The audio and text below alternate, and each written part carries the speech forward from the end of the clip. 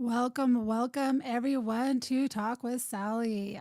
I have no intro music for any of you guys tonight because the music I had before, for whatever reason, on YouTube, even though I paid for it so that I could use it so it wasn't copywritten, um, yeah, it got all of my lives to have zero monetization towards my numbers to get monetized. Anyway, long story short, there is not going to be intro music. So we're just going to go live out of the gate. So I don't know how many of you guys have been following the January 6th pipe bomber story. I have been following it for about, let's see, has it been 4 or 5 weeks? Quite a while. And everything going on behind the scenes leading up to the arrest of Brian Cole. And so tonight we are going to go over the January 6th pipe bomber and how did we go from Shauni Rae Kerkhoff, the Capitol Police woman who was shooting canisters at people's head, trying to agitate the crowd. How did we go from that to Brian Cole, who is a Black autistic man, about 5'7", living in his mom's basement, 30 years of age? How did we go from her to him, and how did this transpire? So hopefully tonight I'm going to give you both sides of the story, and I'm going to kind of let you guys form your conclusions to it. There's a lot to it, and hopefully my audio sounds okay. So I've been working with the microphone. I think I finally have it all figured out. So if you can't hear, let me know. Give me 3 seconds. I do have to quickly pop out the chat on X. I am on Lumble. I am on Rumble, YouTube, and on Rumble, YouTube, and X Live. So if you're on X, please share out this space. Let's get some people. Not this space.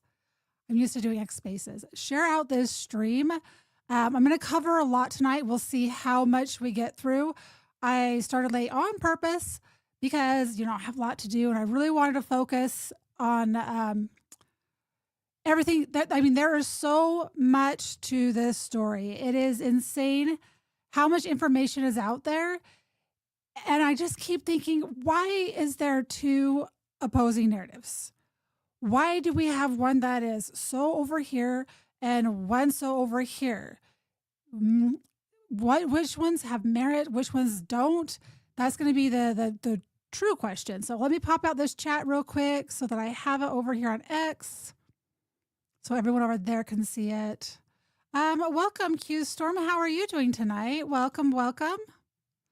Just popping out this chat. Let's see. I think I have to make it big for a moment. Bear with me. Try not to have any dead air here. So tonight I'm going to do a lot of different reading. We're going to go through you know what? Give me 1 sec. Let me pop this out because I want to make sure that I go in sequential order of how everything transpired to me. And then you're going to be like, what? How does this make? I'm just going every day. How does this make sense? This whole narrative out there, content creators pushing back on each other. Like, what is the truth? What is really going on? And so we're going to kind of figure that out. Let's minimize this one. Let's pop out this one. Okay, perfect. So the best way that I can describe this. So I went to Grok. And if you go to Grok and you do a little search and you say, who is Shauni Kerkhoff? And why? Because I want to give you what the talking points are. What is the narrative that they want us to believe? And that is usually, Grok, because that's going to be the mainstream media. That's going to be everyone talking on X. So I'm going to give you a description of who Shauni Kerkhoff is. And just I got to do one more thing. Sorry, I am my own producer. I come up with my own content. It's been a really long time since I've done a real actual live stream where I bring information and not reacting to other people's stuff. So I just got to put this in just a chat real quick.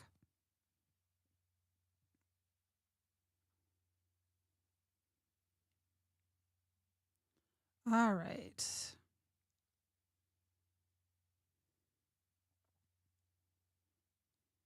Oh my goodness, this is slow. Okay.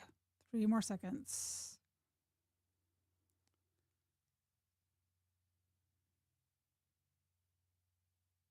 I should have some background music playing. Usually I have my background music, my start of my stream. and then I can get everything ready for when um while the music's playing. I got to figure out. I've got to do an intro video. I've put that off. It's gonna happen though. It's gonna happen. Let's see one other chat. There we go.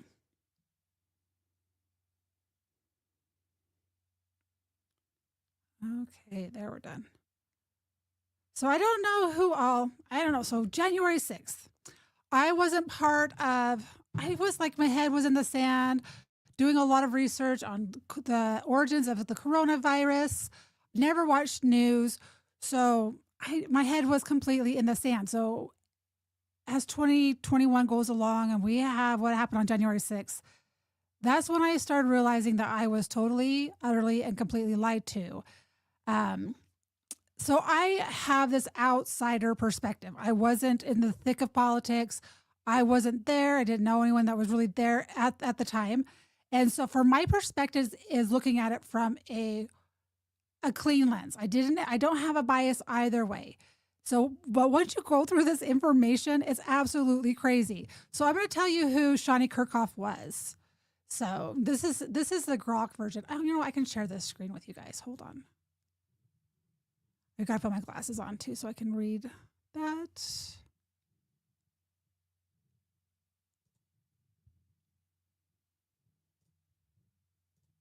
All right, so let's go to Grok. All right, so now you guys will be able to see what I'm reading to you if I can find the correct landscape for you. All right, let's do this one. Is that the one I want? All right, this is the one we want. What's up, Bax Matter? How are you? Itchy nose.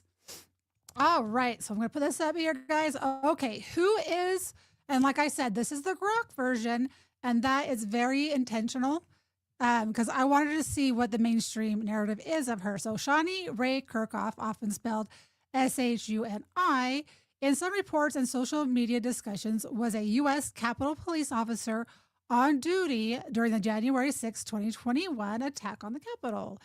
She served as a less lethal munitions training instructor and was assigned to the Civil Disturbance Unit. So let that sink in. She served on the less than lethal munitions training. So the people that shoot the rubber bullets, the canisters of tear gas, she was an instructor that taught how to utilize and implement that. So key details on her role on January 6th. Actions during the riot. Kerkhoff was positioned on the west side of the Capitol when rioters breached barriers. She confronted Guy Reffitt, a Texas man later convicted of leading a mob toward the building while armed with a holstered handgun. Ignoring her repeated commands to retreat, Reffitt climbed onto a banister and advanced. Kerkhoff fired 30 to 40 pepper balls, non-lethal projectiles similar to paintballs, at him from close range using a dedicated launcher, but he continued forward. This is so crazy. This is the mainstream narrative here. She testified that she feared an imminent shootout and chose not to draw her service weapon, instead calling for backup amid a chaotic radio communications describing a sea of people, overwhelming officers. All right, so Shauni Kerkhoff testified at the trial for Guy Reffitt, so Guy Reffitt. So she testified she was a Capitol Police officer. She trained in less than lethal weapons, and she shot several times with him with these non-lethal weapons. What's up, Orion? Hi, Tyler Nall. How are you doing? So, as the prosecution's first witness in Reffitt's federal trial, the first J6 case to go to a jury in 2020. So he was the first one to get convicted. Kerkhoff provided emotional details of the violence, including rioters using metal pipes and chemical irritants against officers. Reffitt was convicted on 5 counts, including obstructing Congress, and sentenced to over 7 years in prison. So the background: before joining the Capitol Police, Kerkhoff was a standout college soccer goalkeeper at Temple University, earning accolades like the 2015 American Athlete Conference preseason goalkeeper of the year. So she's 5'7". I'm surprised she was a goalkeeper. She later played semi-professional for the Columbus Eagles, which is where she did have an injury to her leg, which caused her to have a different gait. All right, so she left the Capitol Police in mid 2021. Okay, so think about this: January 6th, right, 2021, and then 6 months later, she left and and reportedly transitioned to a security role with a federal intelligence agency. And that federal intelligence agency, guys, you're never going to guess. That would be the CIA. So think it. So she's a Capitol Police. She testified against J6ers. She was implicated in being the person that planted the pipe bomb on January 5th. Yet, but they arrested a black kid named Brian Cole. So anyway, so recent speculation as of November 2025 has linked her to the unsolved pipe bomb case from January 5th, 2021, based on gait analysis software showing a 94 to 98% match. So I want you guys to think about this for a second, because I was like, gait analysis? What is this? It's a biometric. Everyone has a unique fingerprint. They have a unique gait. They have unique facial, whatever. They're unique. So if I were to live in the Middle East and I was a terrorist and they wanted to take me out, what they could do is use a gait analysis. Oh, yep, matches, yada, yada, yada, gone. So they use this all the time with military forces. And yes, I'm dumbing this down just a little bit, but that's okay. So it was a 94 to 98% match between surveillance footage of the bomber and her Capitol CCTV footage from January 6th.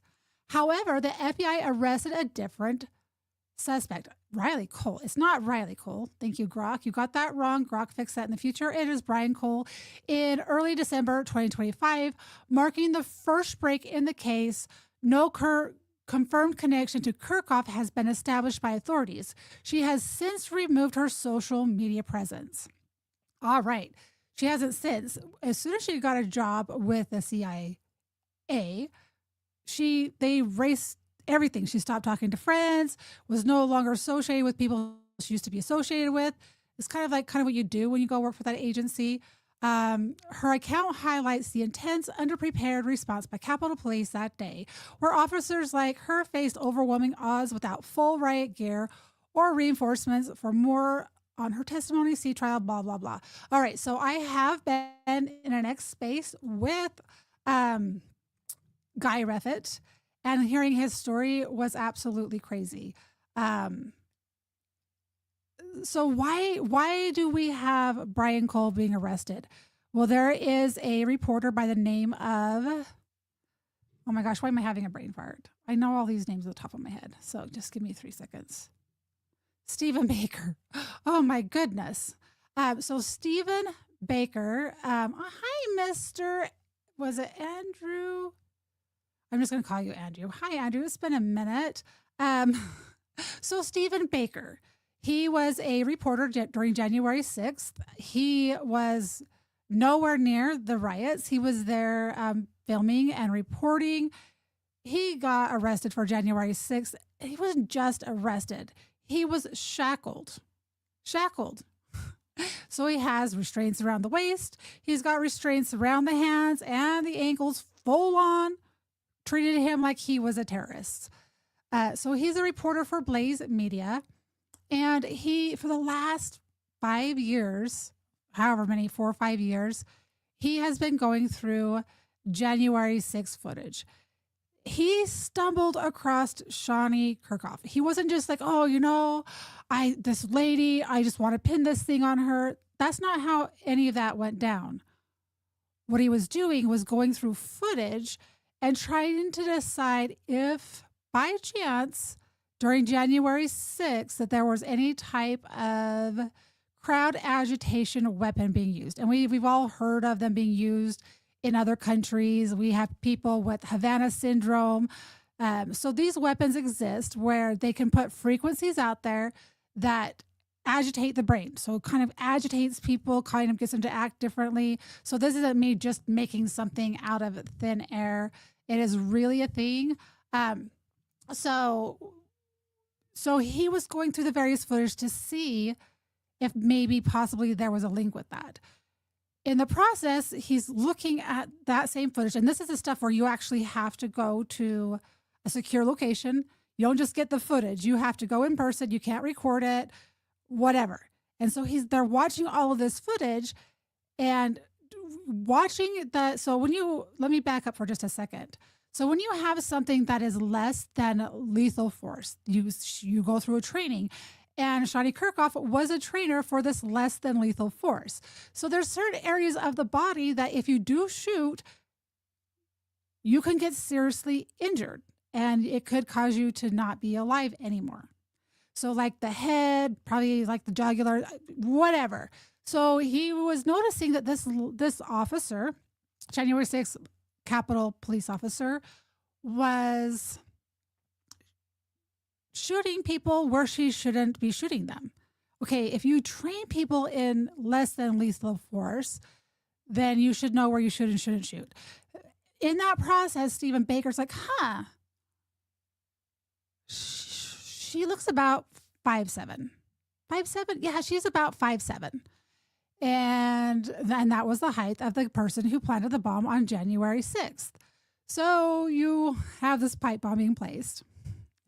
Or not the pipe bomb being placed. So he's looking at this footage. He puts this correlation. So he has a gate and out. So he asks for raw footage of everyone that works at the Capitol for the Capitol Police. And so he was able to get footage of all the officers. They're like, okay, well, who's this person right here? Do you have more stuff on this person? And they're like, oh yeah, this is so-and-so, but she no longer works for us. She now works for the CIA about 6 months after the January 6th riots. So that is kind of how everything was stumbled upon during that time. And I'm going to pull up, I have all this stuff bookmarked because I want to read this article from Steve Baker from The Blaze. And it dropped, I want to give you the exact date. So give me 3 seconds here. Make this bigger. And by the way, guys, I hope you're all doing amazing. And hopefully my audio is okay. Let's see.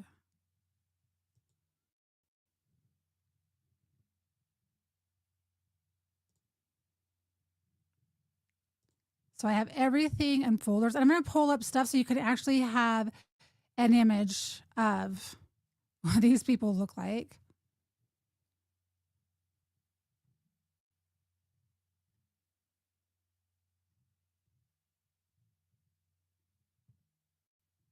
All right, where is my pinned article? It better not be taken down. All right, here it is. Okay, so I found it. There we go. Audio's good. Perfect. Thank you, all right. And I appreciate that. That's been my biggest struggle. I got a new setup last May, because I saved money for it. Got a new microphone. I got the Rodecaster Pro 2. I was so excited. And I could never get it to work right. And I finally, by accident, last night was able to figure it out. And I've been trying. Anyway, here nor there. So I'm going to pull up this article written by Stephen Baker. I'm just going to put this up on my screen. There's nothing on here that's going to dox anybody. All right. All right. So I went from 90% certain that some Capitol Police were involved in the January 6th pipe bomb to 95% certain. That's a lot certain. And now I'm 99% certain. After this news story, I'm doing this is on probability. I'm doing this on probability. The probability may even be higher than that. So he's just kind of taking a stab at all of this. Let's go to this article, theblaze.com. So this is kind of a lengthy article. This is why I did this stream later at night, so I would have zero distractions so that we could go through this sufficiently. Share this tab instead. So this is an article from Stephen Baker from Blaze Media, so make sure you're giving him a follow. The good thing, I don't know, I judge people a lot in their reporting of what do they have to gain? What is their motivation behind this? Knowing that he was a reporter, he was wrongfully jailed for being at the Capitol and reporting on it, um, kind of gives him a little bit more credibility than other people will. Continue without supporting. I don't support them. Not that I don't support them. I just don't. There we go. Okay. I don't know what StreamYard still is. What's up, Truth Sanity One? Welcome, welcome. I like the little cute American flag you got flying over there. Okay, so we have Assistant Capitol Police Chief accused by Representative Massey of thwarting congressional J6 pipe bomb investigation retires. Stephen Baker. Is this a different article? Let me make sure it's the first one. We're going to start from the beginning of this. I think this is the original one. This is before Thanksgiving. Let me make sure that there's not another one before this. Has it only been, let's see, today's the 10th. No, there's an article that dropped before then. Let's go to, hold on. There's another article. We've got another one. Hold on. Because I want to read these in order. Because it's the order of events of how all this transpired before we end up having the arrest of Brian Cole.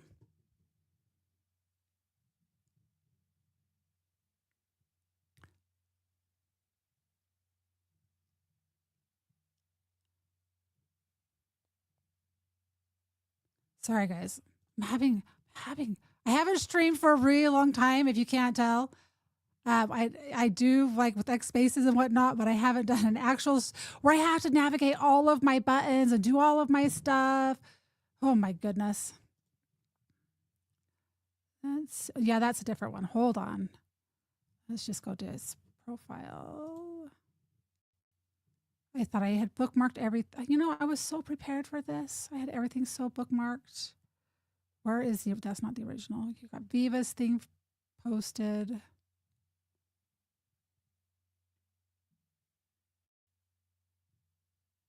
Oh my goodness, please tell me it's going to be not buried. It's going to be buried. November 27th.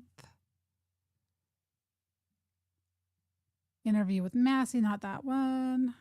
He hasn't posted that much. Wonder if he's on some kind of a, let's hush. Ooh, let's bookmark that. We want to watch that. Add to folder.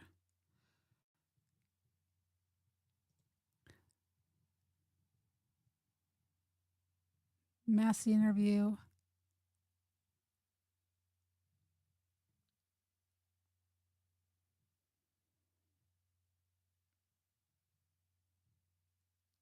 Oh my, where is this? Please tell me you didn't take it down. Okay, that was November 18th. Was it that far back? These two bushes are the only two ones. All right, let's bookmark that one. Oh, I think I found it. Okay.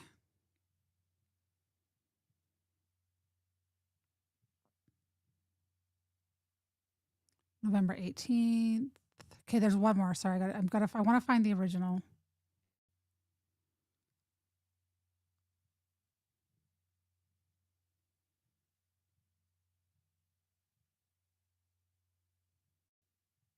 Sorry, it's just really quiet. Okay. Don't let me sing. Just scrolling. I thought I had this article bookmarked.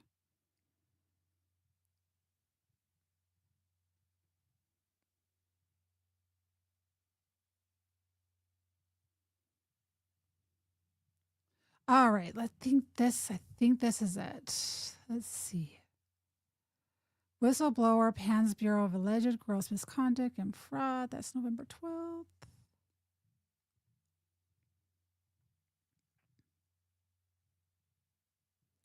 All right, alleged. That's November 9th. I think we're getting close. Here's the story. Okay, there's the story. Okay, now I've got it.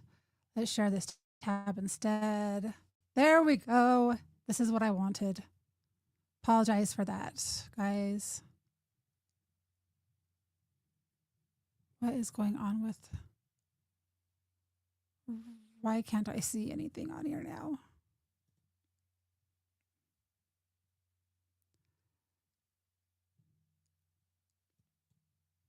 Do.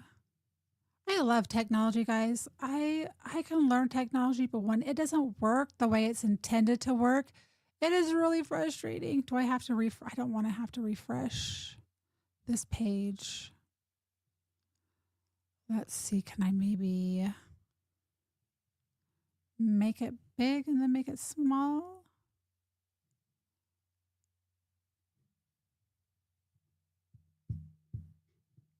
Why are you doing this to me right now? Okay, I'm going to have to hit refresh, which means I am going to leave the studio for 30 seconds. The stream will stay connected and I will be back. So don't go anywhere. All right, let's reload.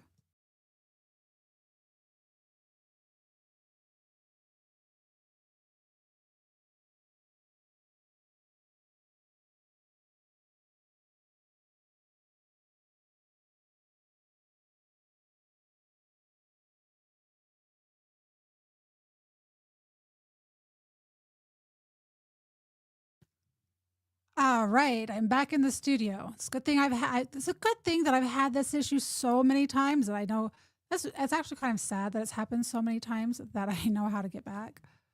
All right, Steve Baker, The Blaze. Okay, so here it is. We got it up. Let's pull it on here. There we go.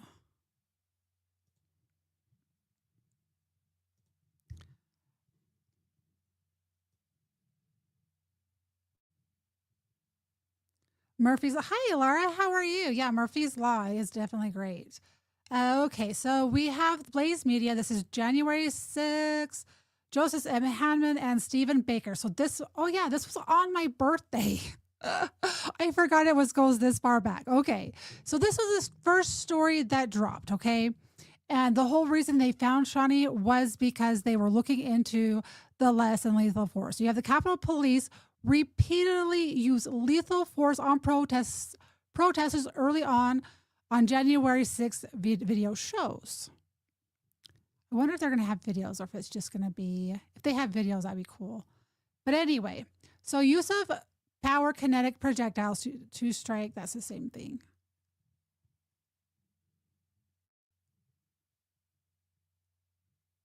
So pretty much the start of this whole article is Stephen Baker and his team, through watching hours and hours and hours of footage over the last 5 years, have discovered that the Capitol riot police, they use kinetic projectiles to strike protesters in the head, face, and neck, and was criminally negligent and use of force, experts said.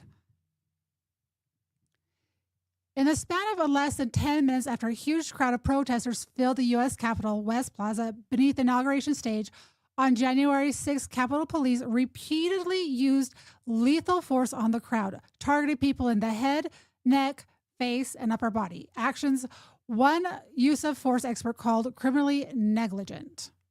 During that brief span, at least 16 people were shot with kinetic impact projectiles, including 9 who took shots to the top of the head, face, and base of the neck, according to Capitol Police surveillance video obtained by the Blaze News. So Blaze went through and they looked at there tons of footage. And if Shauni Kerkhoff was trained on trained people on how to use these projectile weapons, she should have known exactly what she was doing, which makes me think that she did. And everything that the Capitol Police did that day on January 6th was to incite the crowd. It was to get people to be agitated. It was to get people to do things that they normally wouldn't do. And let me put this out there right now. I am not someone who thinks that every single one who went to the Capitol that day went there with good intentions. They went there like, oh, you're just going to be peaceful or whatever. And I think that there are some who went there with good intentions and were just dumb people and did things that they shouldn't have done. And then there was a lot of people who were there peacefully protesting, who didn't break windows, who did not deserve to be jailed, to have their livelihoods taken away, to have this prosecution. They didn't deserve any of this stuff. So I want to put that out there that those who did bad, they deserve to be locked up and they deserve to stay there. Those who did not, they should not be in there. And then there's also entrapment. So you have to decide if they're intentionally causing these riots, at what point does entrapment play a part in this? So then is everything null and void? I don't know. That you'll have to decide that for yourself. All right, so we need munitions. Unload it all. Take them out. The rounds are designed to be shot at or below the waist or skipped off pavement to strike the legs and cause trauma and pain compliance. None of the rounds observable on the surveillance footage struck below the belt. All right, so below the waist or the ground to where you get some ricochet, hits you, ouch, you stop, right? Putting all the observable rounds in dangerous and potentially lethal territory.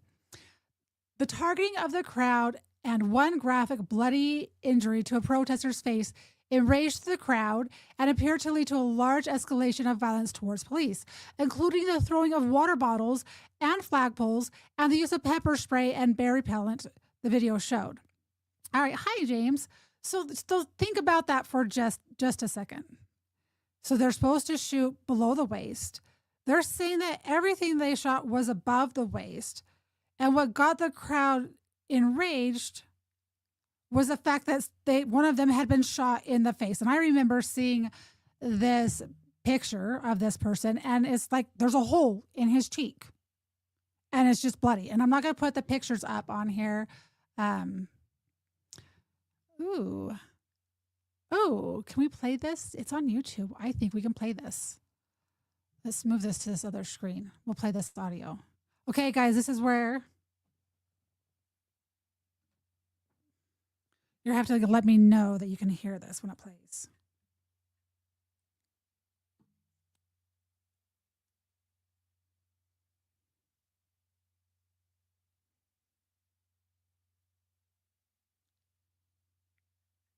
All right, sorry. Okay, now I can hear myself.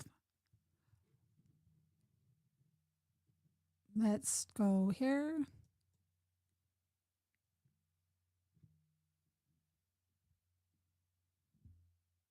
I don't know if I hear any sound. Is it playing?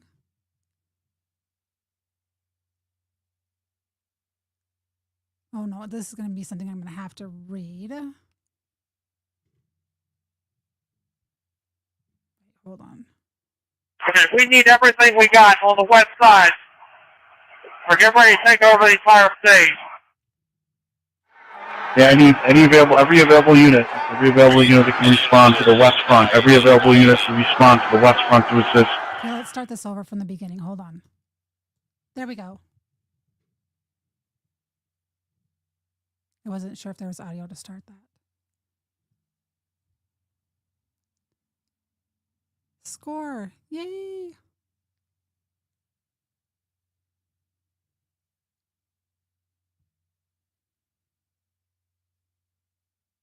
Okay, we need everything we got on the west side. We're getting ready to take over the entire stage. Yeah, I need every available unit that can respond to the west front. Every available unit to respond to the west front to assist.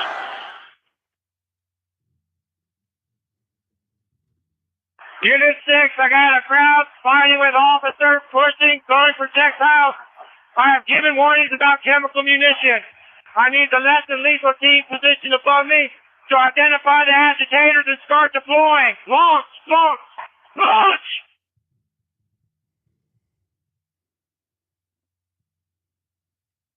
This is kind of good that you can see it in slow motion.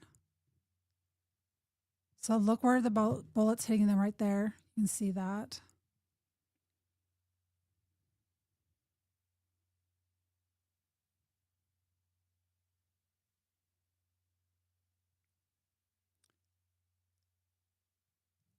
So there he is. Flinches, got shot in the face. You can see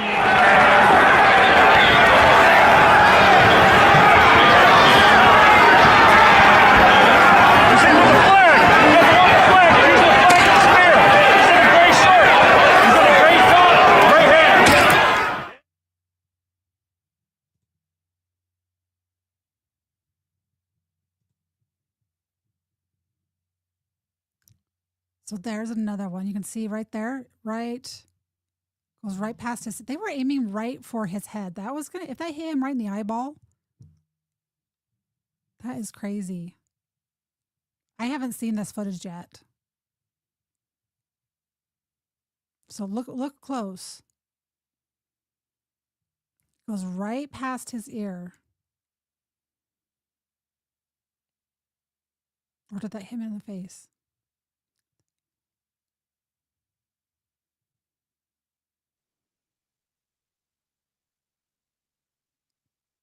So it wasn't just one person they shot, it was seven. Can you see them shooting?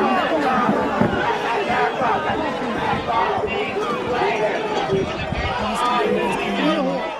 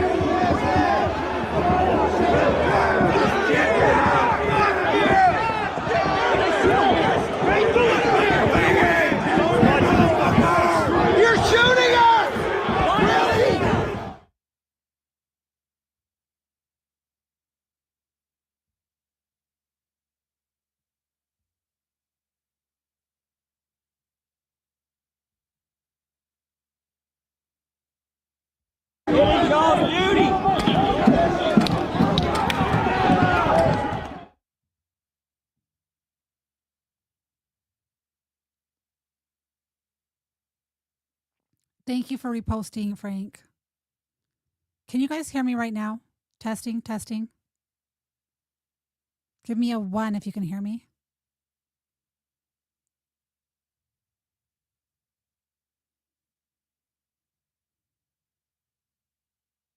Units to assist in traffic cuts. 400 as priority.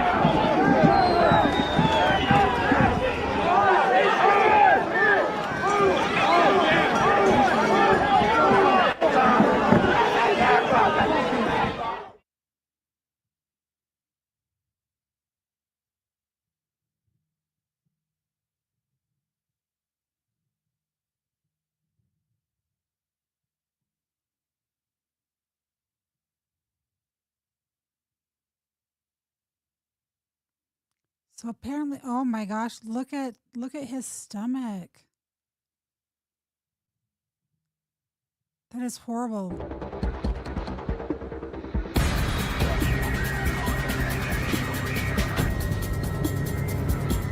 So they're going to show you how these weapons are used. And some of you guys might have already seen all of these videos. I have not, which gives me an opportunity to do a true reaction.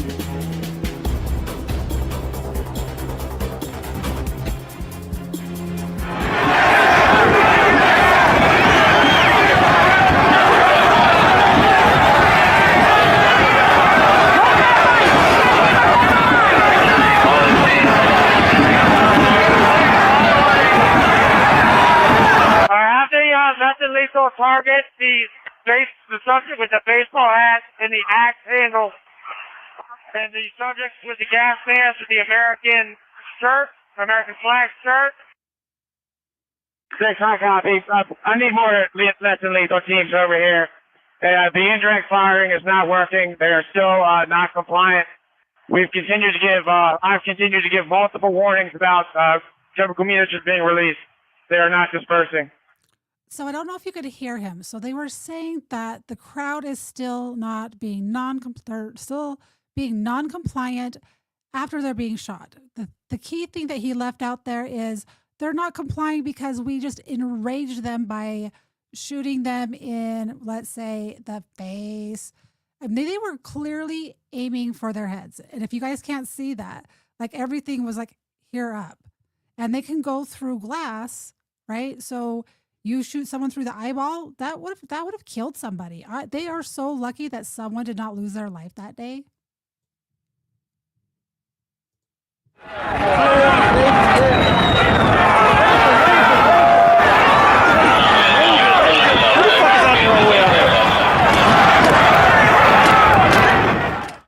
Look at that.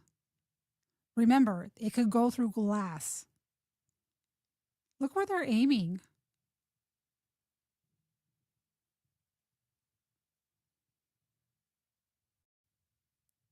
Thank you, Zane, for reposting this stream, and welcome. Welcome, everybody. It's so good to see everybody in here. We've got everyone on Rumble, we've got people on YouTube, and we've got lots of people chatting on X.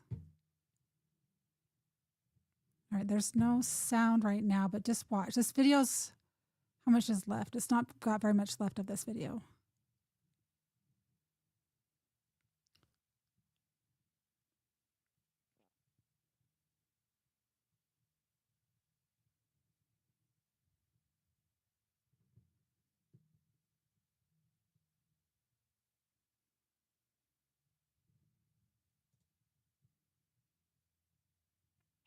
$400. We need the musicians to unload. Unload all. Take them out. Take him out? Look at that. Look where that hits him. I don't know if, hopefully it's clear on your guys' end.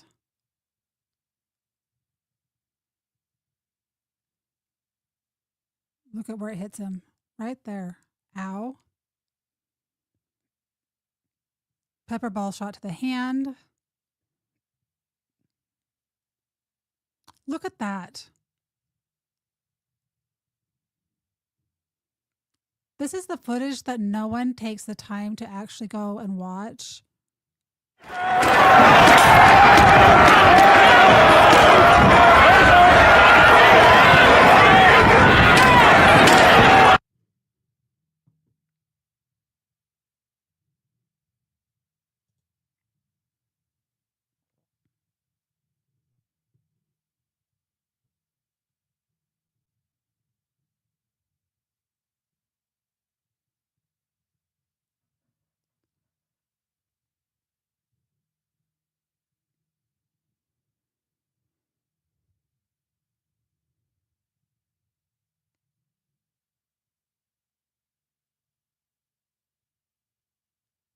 Ouch. I think he got hit right in the back of the head.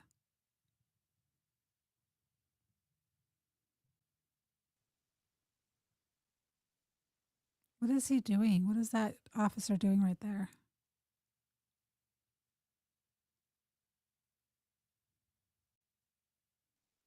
Oh, so he got shot right in the groin. Man, that he got lucky. That barely missed his appendage.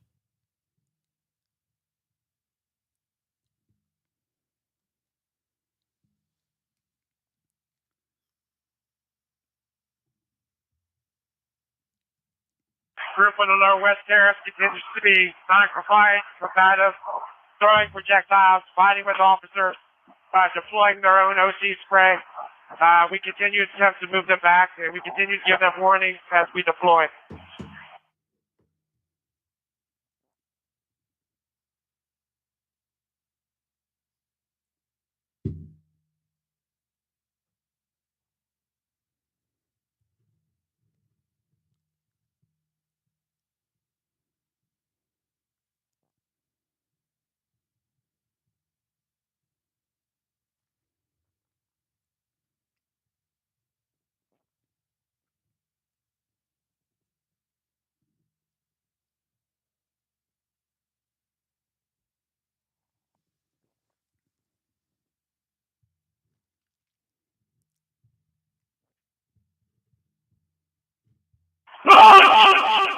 What the heck?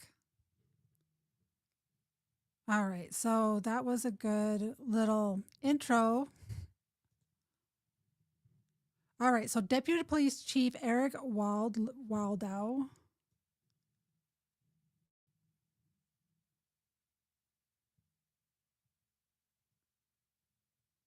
Yeah, they instigated these people so hard. So we had Deputy Police Chief Eric Waldow claimed in a U.S. Capitol Police radio dispatch about 11:11 p.m. that his officers were using indirect firing, but the department surveillance video contradicts that claim. Why were if these people weren't doing anything wrong, how come so many people lied? So let's see. Waldo, that's a weird name. It's not Waldo. Also said he gave repeated warnings to the crowd to disperse or face chemical munitions, but video shows he did not have a bullhorn and no warnings could be heard on ground level video or the USCP surveillance video. He ordered Capitol Police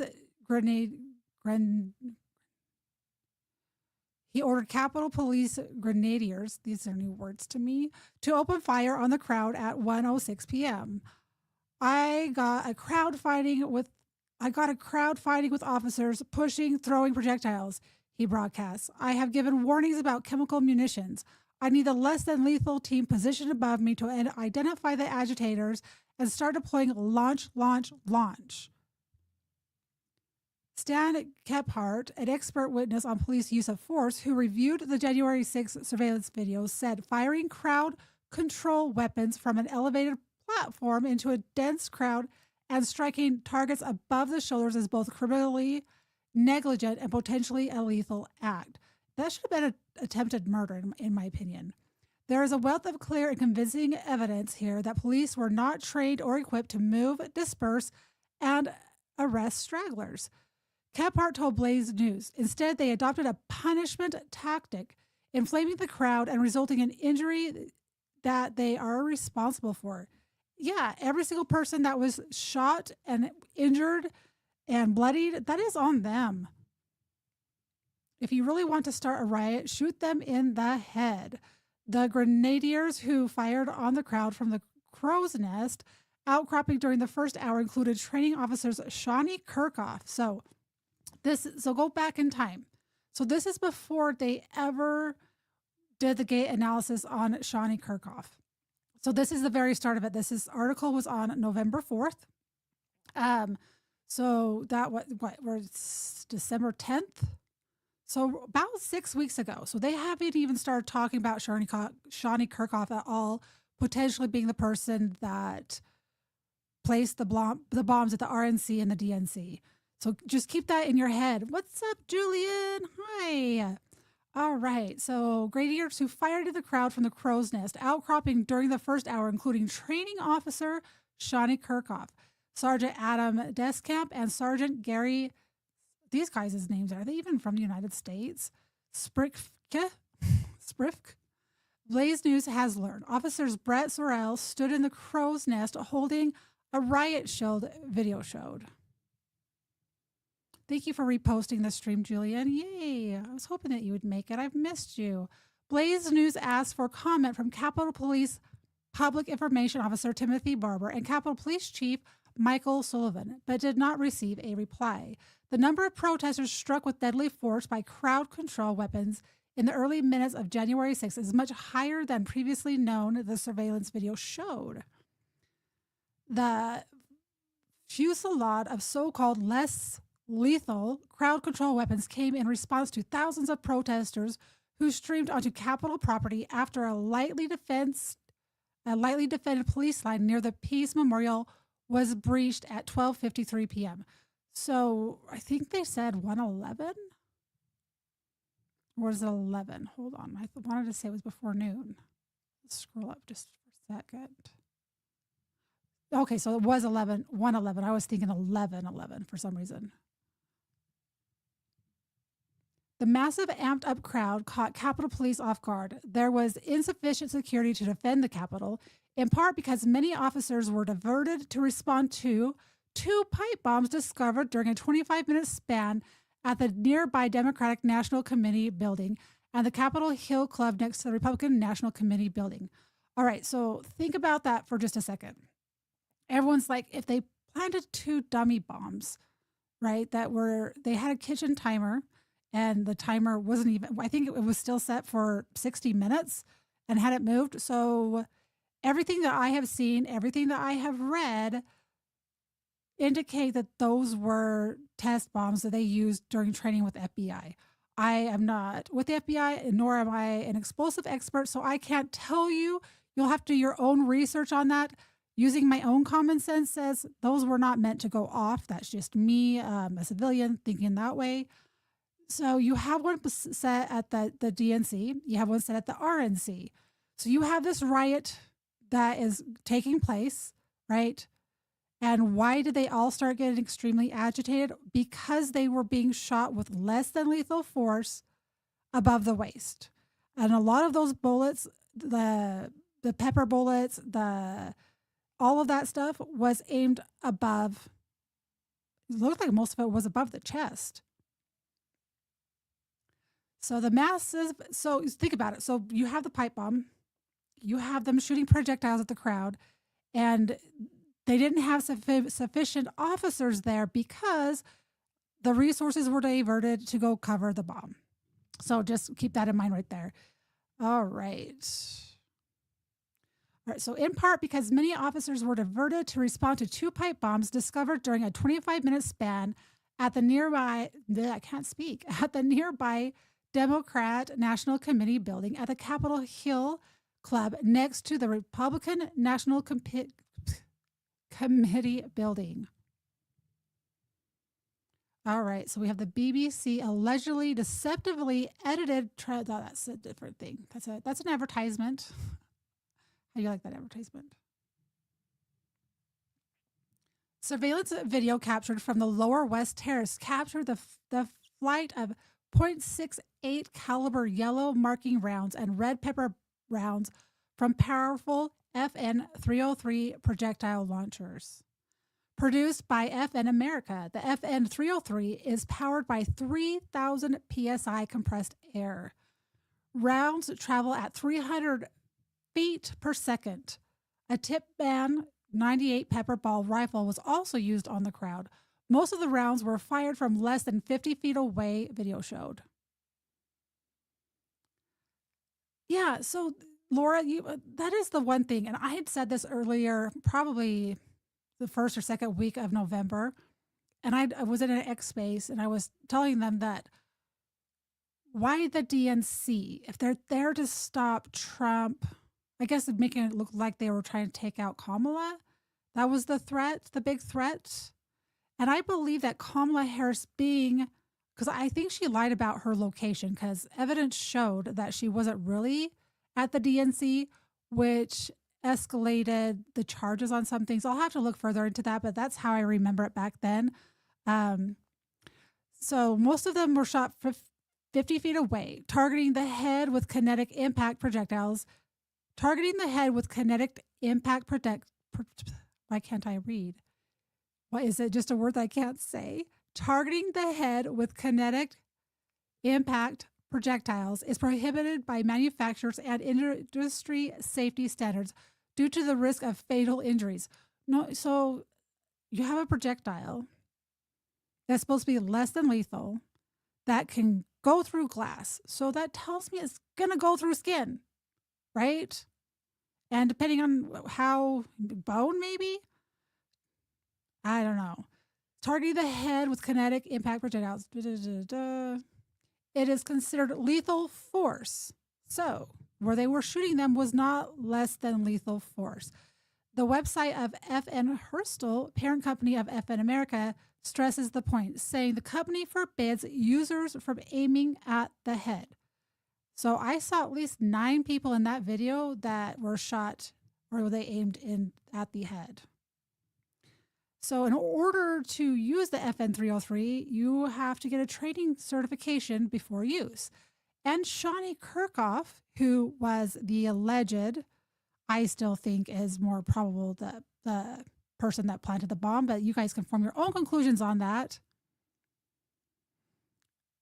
They leave big welts or at least worse kill. Well, think about it. It sounds like they're worse than a paint gun. And I've done plenty of paintball in my day. And those suckers hurt. And those do leave big welts. And I'm assuming that these are bigger than that, but maybe I'm wrong. The primary effect of the projectile is trauma, which directly neutralizes the aggressor, the FN American website says. Excuse me. Secondary effects from the projectile can be delivered via a chemical payload depending on mission requirements. Operators of less lethal crowd control weapons are trained not to aim or strike the head, face, eyes, ears, throat, neck, spine, kidney, or groin. So we saw one guy get shot in the groin. We saw one that was aimed for the neck and barely missed. We saw one that was right through the cheek. So definitely they were not aiming where they shouldn't be aiming. A retired U.S. Army Special Forces operative who has used the FN-303 launcher and other less lethal weapons in overseas missions said firing at heads from an elevated perch will cause such rage afterwards. It almost seems like they were intentionally trying to enrage the crowd. And that is why Steve Baker was going through this footage, was he was trying to get a picture of the Capitol Police and the use of force that they use to control the crowd. All right, should we watch this? I think that we should. No, it's 25 minutes. So if you guys go, I'll put the link to this article from Blaze Media in the chat, and you guys can go and read it, or you can go to Steve Baker's page and follow him. So at Steve Baker USA, he's with Blaze Media. So Blaze Media is where this article is, and you can watch that 25. We'll watch part of it. So let me go. I'm going to move this over. We'll watch a little bit of it so you can kind of get a sense of it.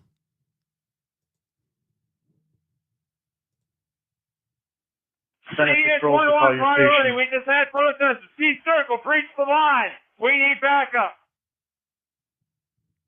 For units for Peace Circle, individuals break the line. Individuals broke the line.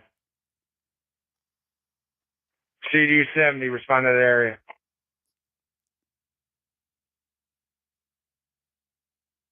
CD-21, we have 4 breaches. CDU-24 to the priority. We have a breach on the west front, 1st Street.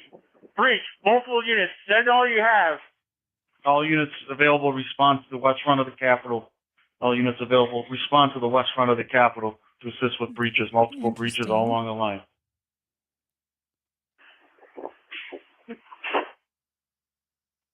Lock the lower west center store. Lock the north and south of the building. They're going to get up the terrace.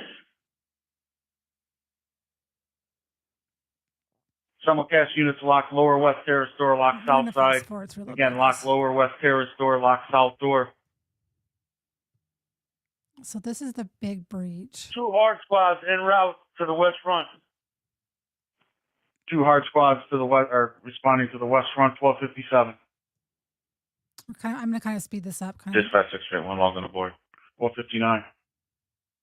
So it looks like they're staying behind that line. It doesn't even look like they're trying. They're not even trying to breach anything. Let's kind of see where this escalation happens.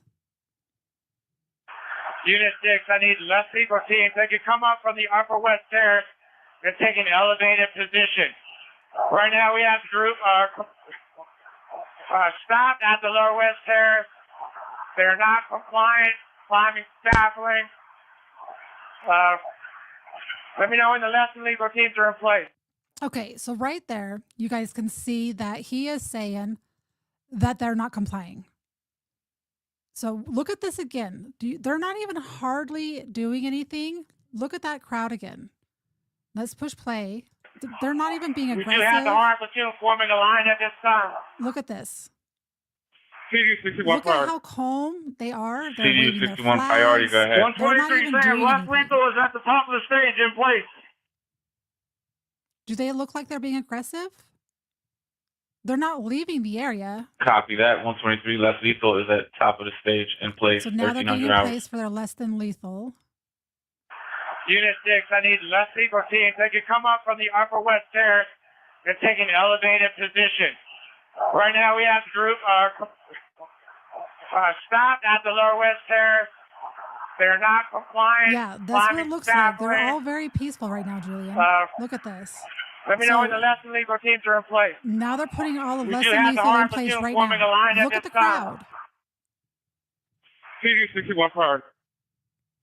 CDU 61 priority, go ahead. 123 that. Sam, left I'm lethal is looking at the for the top of the first stage shot. in place.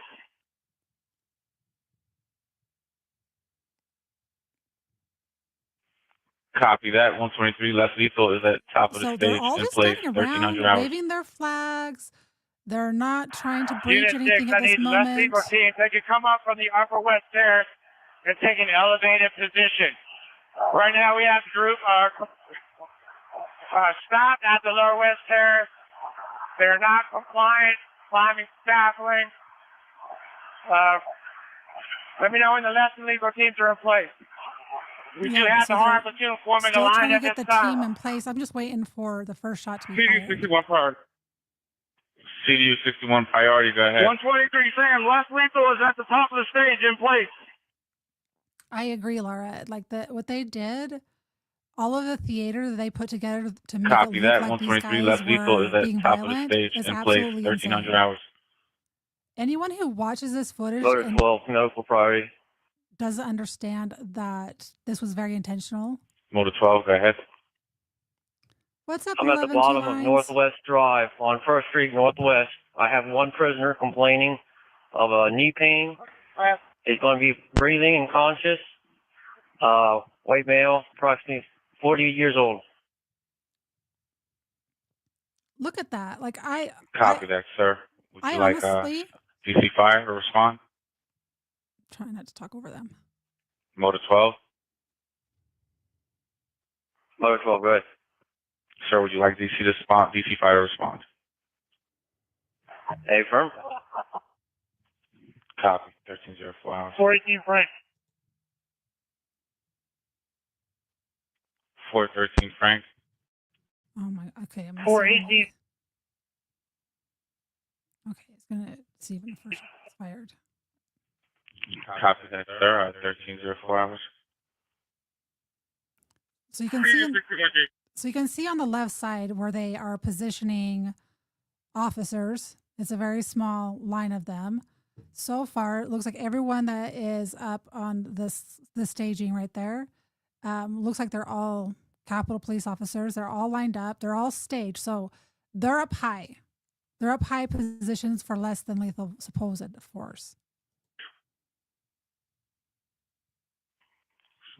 CDU 61D. I just want to see the first shot fired. Disregard. 1304 hours.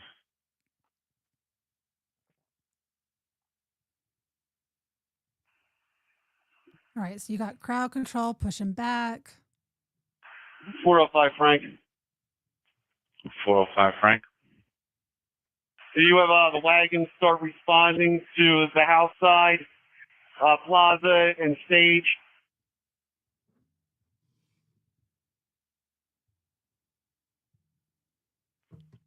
Direct to the unit with the wagon to respond to the house side, plaza, and stage. I wonder if half of them, excuse me, Raising the unit leave with to go the respond wagon to the bomb. to acknowledge. 102. 102. Motor 12. All right, let's Can you speed please this have up. So they're still positioning. This is 11 minutes. Copy. 2 more en route. 1309 hours. 45. MPD squad is coming around from the south side, upper west terrace.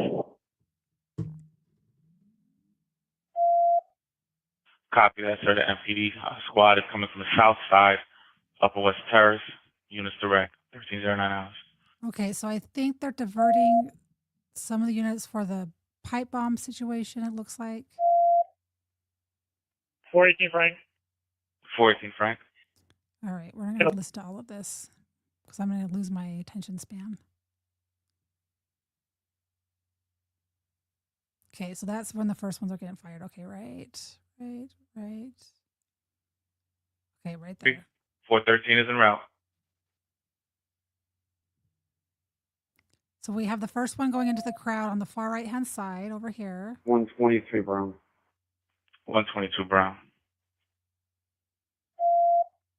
So now they're 422 spraying people. them. 05, J. John priority.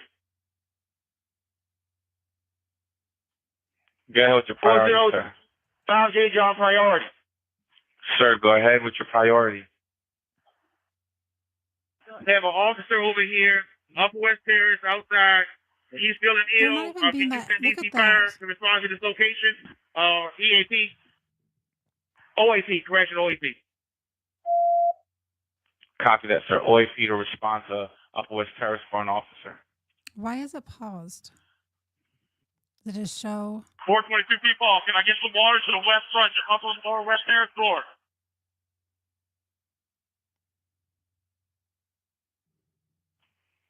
people, water, Yes, copy sir. that.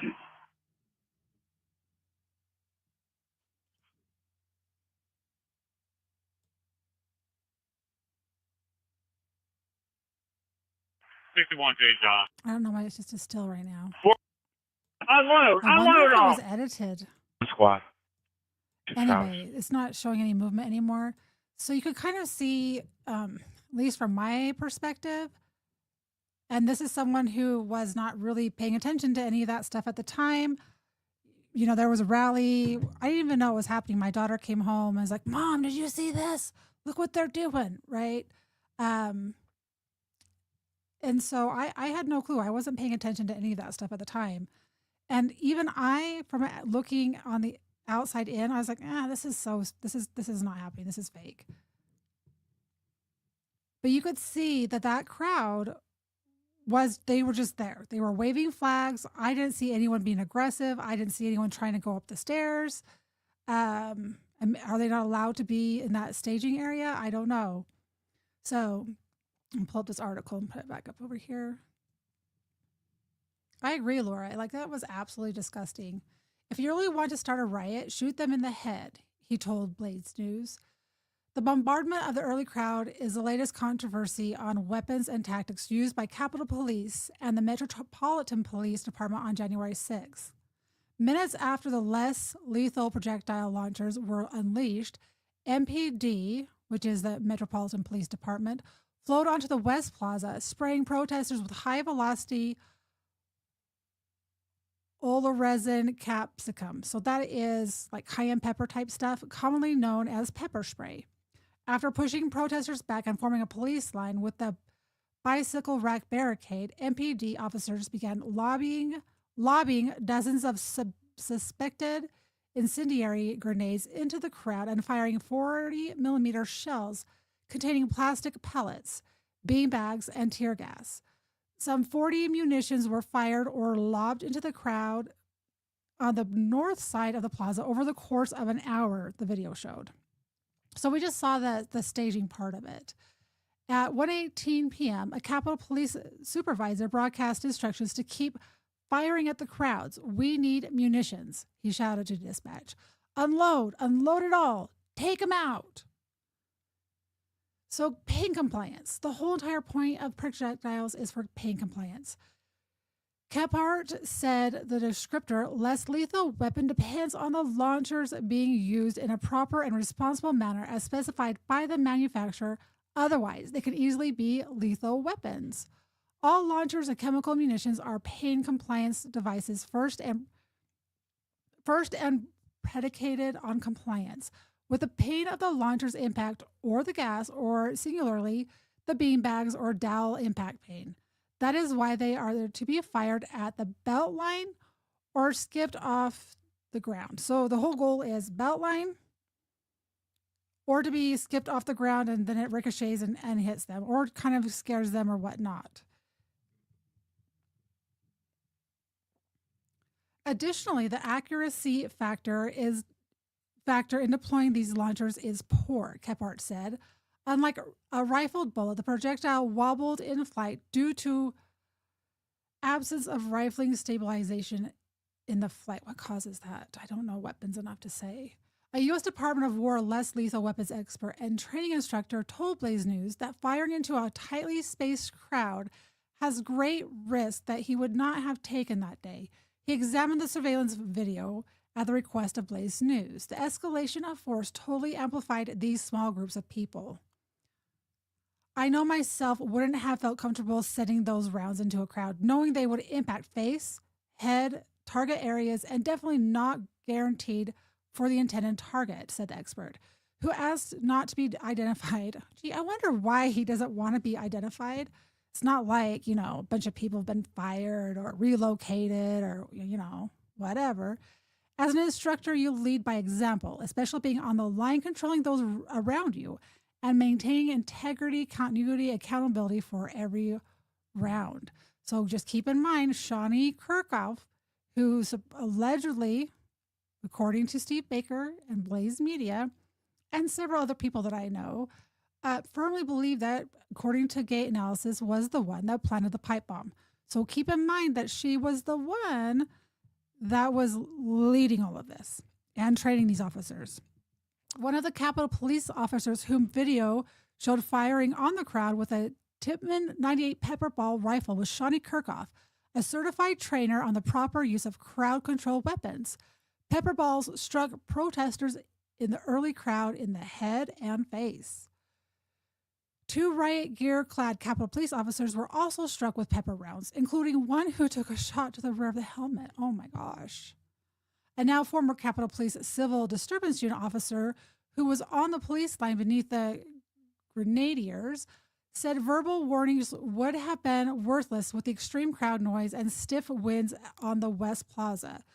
Blaze News asked the former officer to review the surveillance video. You really think people were listening with all the noise? Asked the officer who spoke on the condition of anonymity. He, Waldo, probably saw everything that was going on and panicked, or at least that's what I feel when I hear him say launch multiple times. Okay, they weren't doing crap all. They were waving their flags. Yeah, someone's flipping the bird. Oh well. The former Civil Disturbance Unit officer said repeated attempts to push through the early police line were made by small groups. I think they could have been contained easily, but the escalation of force totally amplified these small groups of people, he said. Related analysis, FBI January 6th pipe bomb update omits key evidence, withholds video. They withheld evidence? No, you don't say.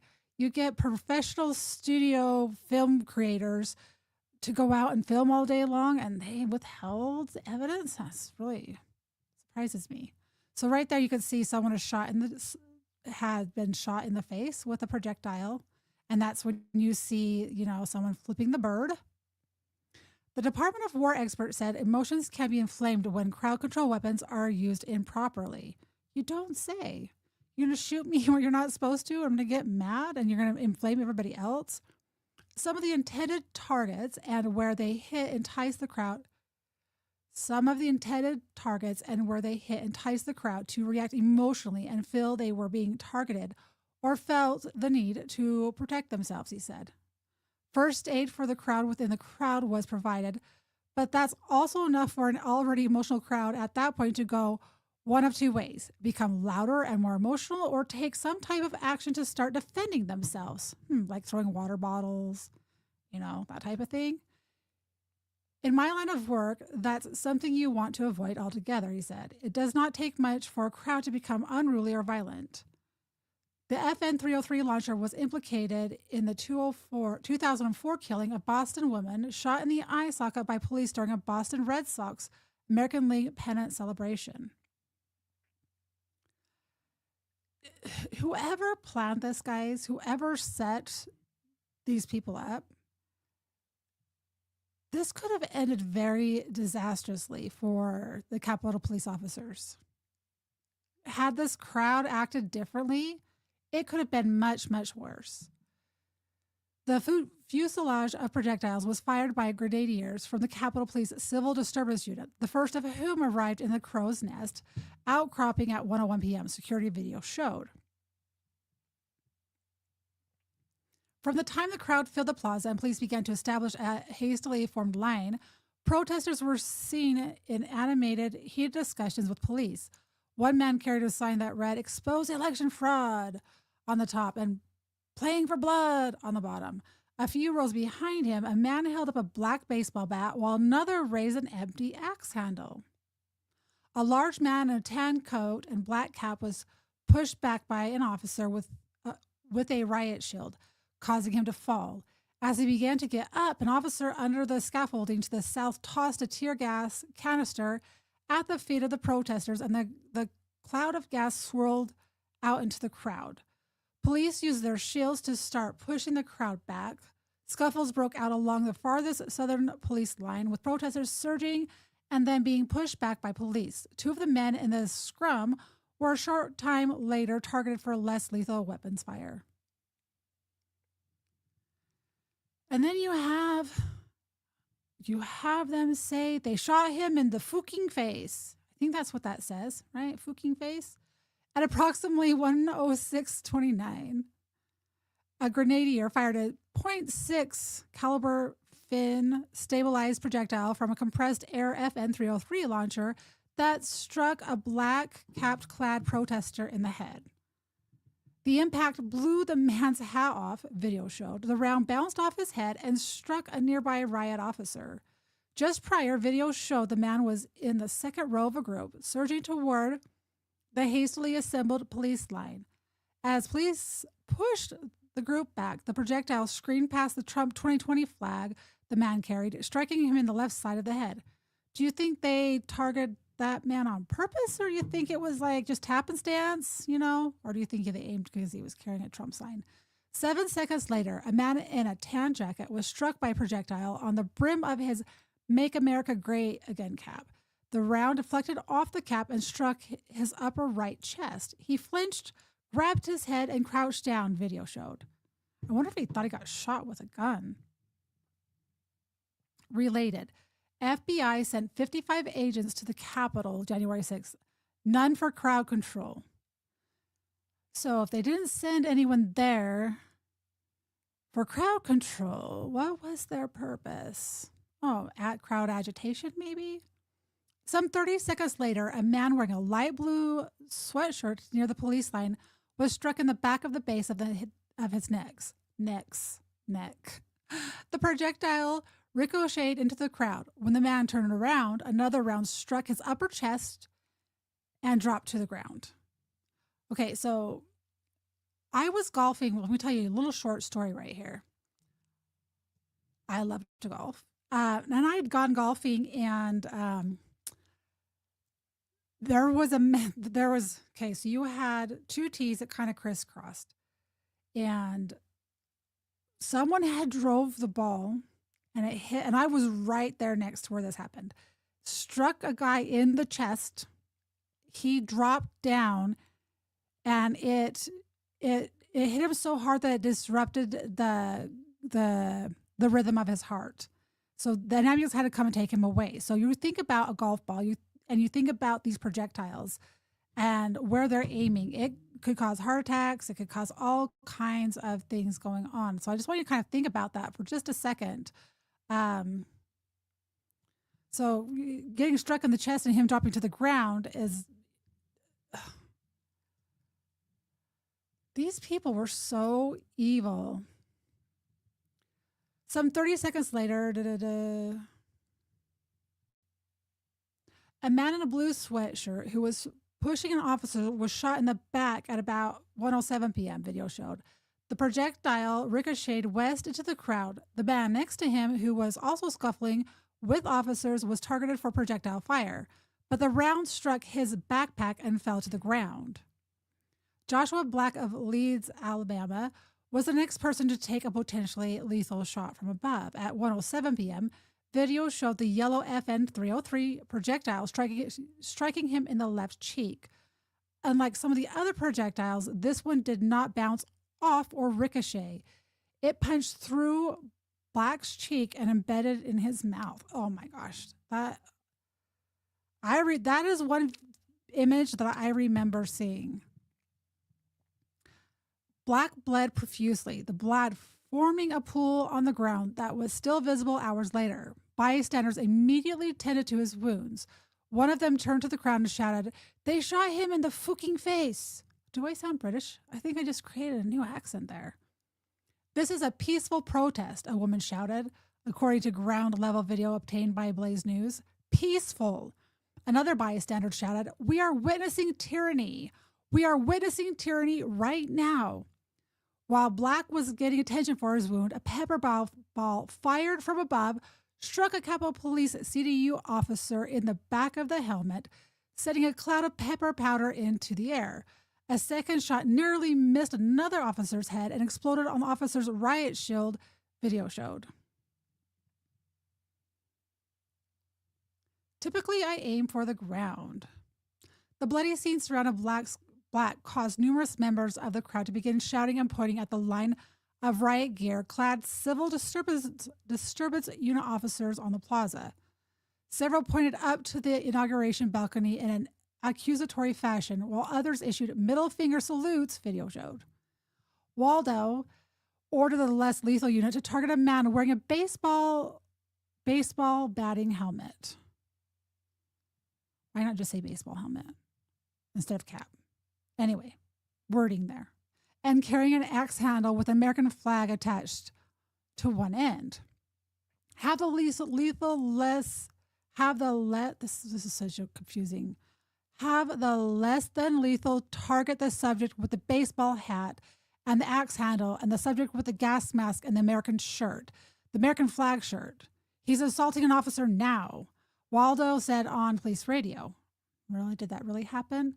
Shortly, an FN 303 round zoomed at the man's face, appearing to clip his chin before striking his gloved hand. Minutes later, video showed blood running down the man's left cheek. The man was shown on surveillance video at the police line minutes earlier, but it's not clear if he shoved or struck an officer. Gee, they don't know? That surprises me. So, related, judge allows January 6th lawsuit allegations excessive force in the D.C. jails to proceed. Oh, cool. A short distance away, a man in a blue winter coat was struck in the right side of the neck or base of the skull by a projectile. The round bounced off his head and struck a nearby man in the leg. The man in the blue jacket knelt down to lend aid to the man who had been shot in the back moments earlier. After he stood up, he realized he was tracking through Black's blood on the ground. He pointed down at the huge bloodstain and looked at the police line. He then went to the line and began shoving officers. Gee, why did this crowd get so agitated? Right? So, doesn't look like they used agitation weapons, like meaning like frequency or anything like that. They just did it through less than lethal weapons or projectiles. Police surged into the crowd in what appeared to be an attempt to check on the injured Black. While officers tried to help Black off the ground, a rider in a bicycle helmet and a dark-faced covering aimed a stream of pepper spray at several officers that might have hit the supine Black as well, video showed. Gee. Training officer testified. Okay, so this is the crazy one. And just mind you guys, this is before the Blaze did the Footgate analysis to be like, Shauni Kerkhoff. She's 5'7", has the same build as the pipe bomber. Interesting. So just keep that in mind as I'm reading this.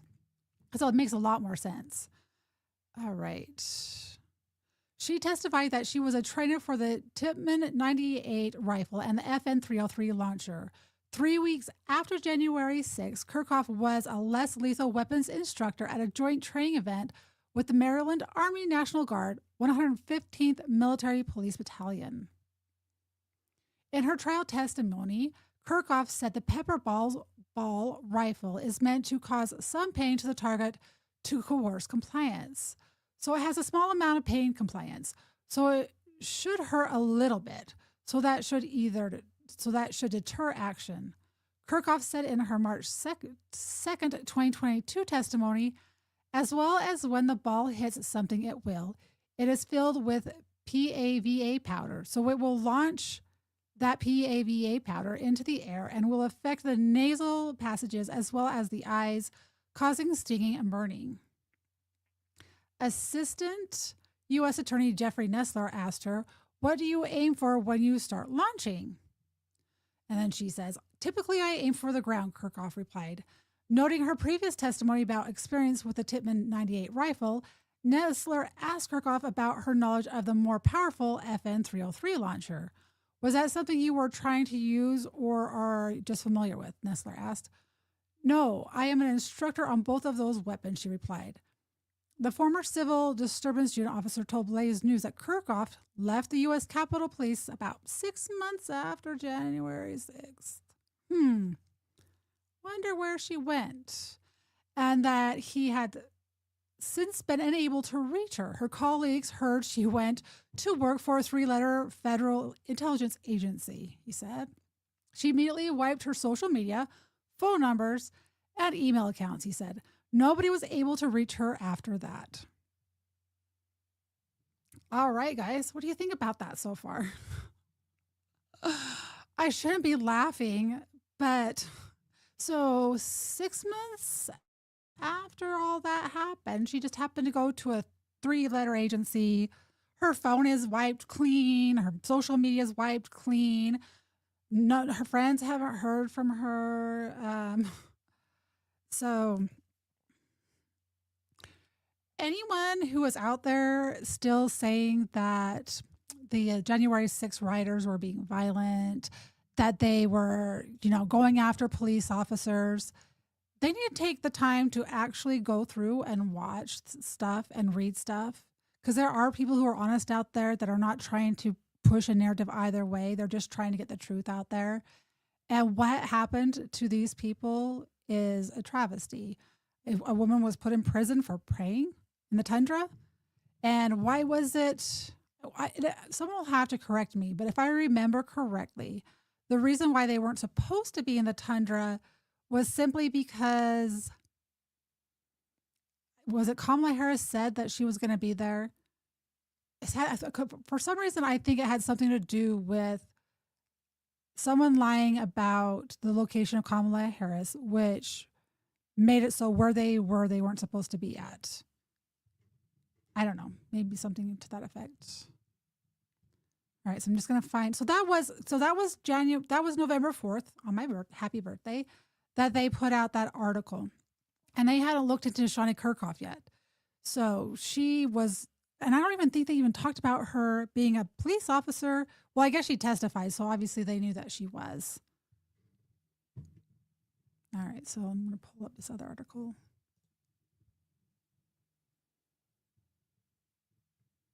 Got to see what the date is. So that's November 26th. I want the older article. Just give me just a second while I'm looking this up, guys. Take the time to repost out these live streams. Leave comments. Leaving comments does push this stuff out there. And I am reading your comments. I've learned to multitask quite well. It's kind of amazing.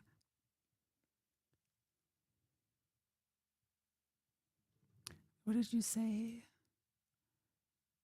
I found it weird SGE is the first female VP and not there. Where was she supposed to be, Laura? Maybe I missed it. My hair's a mess. Let's see. Squirrel. I have 3 articles here. Let's see.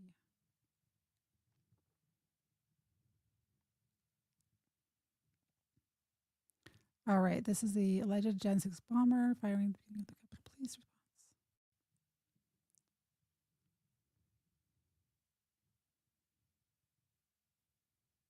Oh yeah, from everything I know, she lied about her location.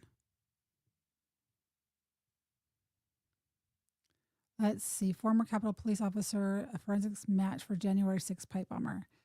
Is this finally the story? Sorry, I should have bookmarked this. I should have put everything in order on a thing.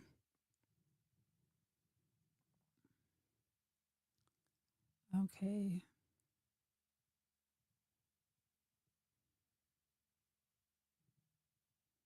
What is that?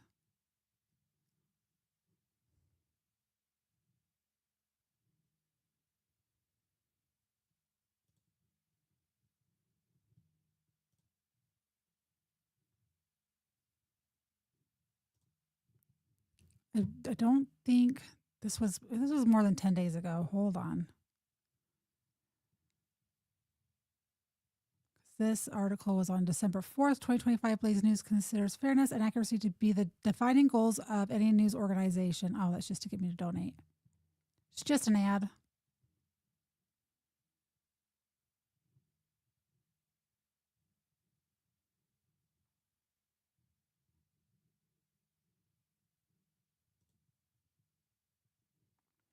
Thank you, Laura. Sorry, it's been a long time since I have live streamed. Like a lot. I've live streamed, but not where I've spent since November 4th listening to the people who know the best at this explain it. And the only reason why I'm even digging into this or even talking about this is I might have a different audience than what they have. And I would encourage you guys, if you want to know more, follow Steve Baker. Follow the dispendables. So everyone that was the suspendables on X, and you'll find everyone that was a FBI whistleblower or anyone that called anything out.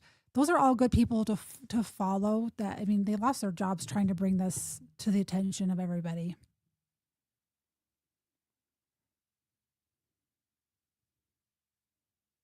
Okay, so this was supposed to be released November 6th. So update after abundance of counsel from trusted parties with outside the government, we've hit the pause button. So so they were going to release the name. They had teased it. They had potentially found it. They hit the pause. But so this has to be it. Did I click the wrong button?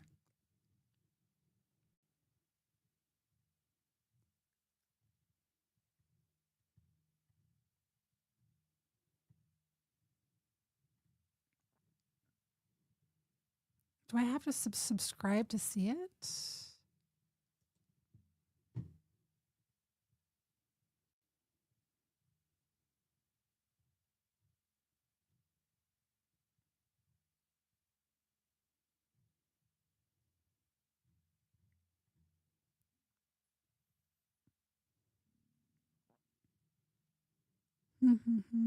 I swear it's on his page.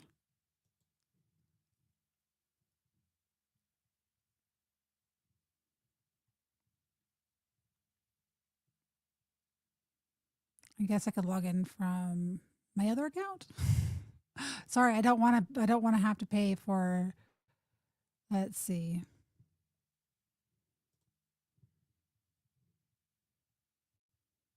We already read that one.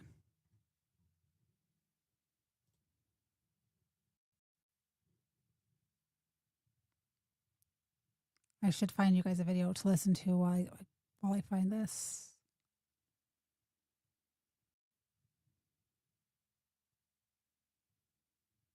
They're going to start teaching. I just read across something. They're going to start teaching the truth about January 6th.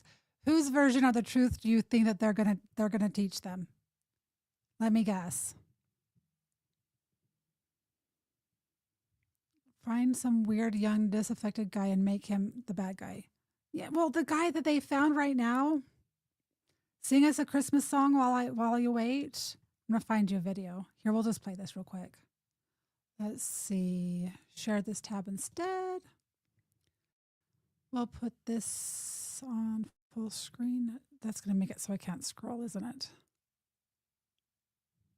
I'll share. Can I pop it out and share it? Let's see. What's up, B. Morris? It's been a long time since I've seen you in here. How are you doing? Welcome, welcome. January 6, 20. I don't even know if this video is any good, but you can play it while I... Hey, it's Scott McFarland. Good morning. It's Monday. Busy week ahead. In this city, in the nation's capital, filled with powerful people and famous names, I want to tell you about somebody you've never heard of before.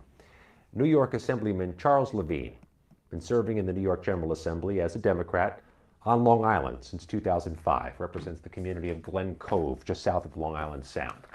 Who is he? Why is he worth talking about? Well, I'll explain that in a minute. But first, let me note that here we are now, 4.5 years later since the U.S. Capitol insurrection. There really is no formal markings of the day here in Washington. There was that law passed requiring a plaque to be hung on the Capitol grounds to honor the police heroes. Almost 3 years later, No plaque and no commitment from House leadership as to when it'll be hung or really if it'll be hung.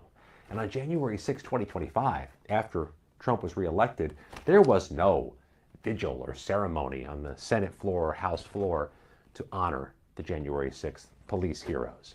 Enter 3 different state legislatures, Nevada, Maine, and New York, including the Assemblyman, Charles Levine, who are introducing legislation, new law, to either commemorate January 6th in those states or to ensure the history isn't rewritten or whitewashed.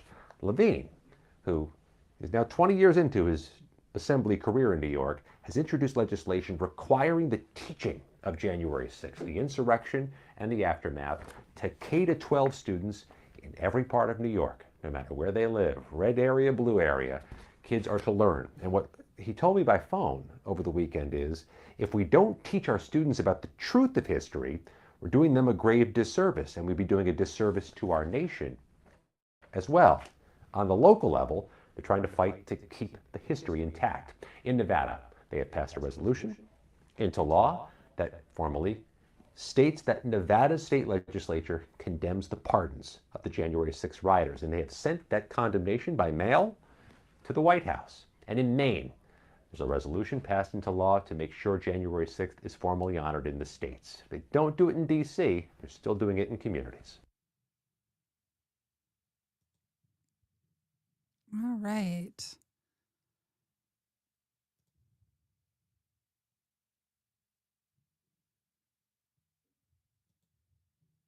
I should cover that story. I forgot about that story right there. There's one I want to cover about. There's a new Tinder type app for kids. I'm probably going to do a whole entire live stream about that. 70 seconds that changed everything. I'm going to show you this video. This is good footage.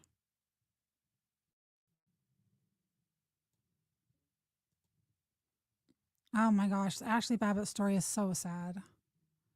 That is absolutely horrific what they did to her. All right, so I will show you the whole entire point, and I don't have to read articles for me to tell you what happened, because I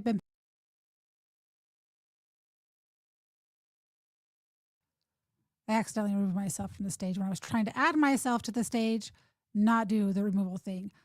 I've paid all kinds of attention to everything that's taken place.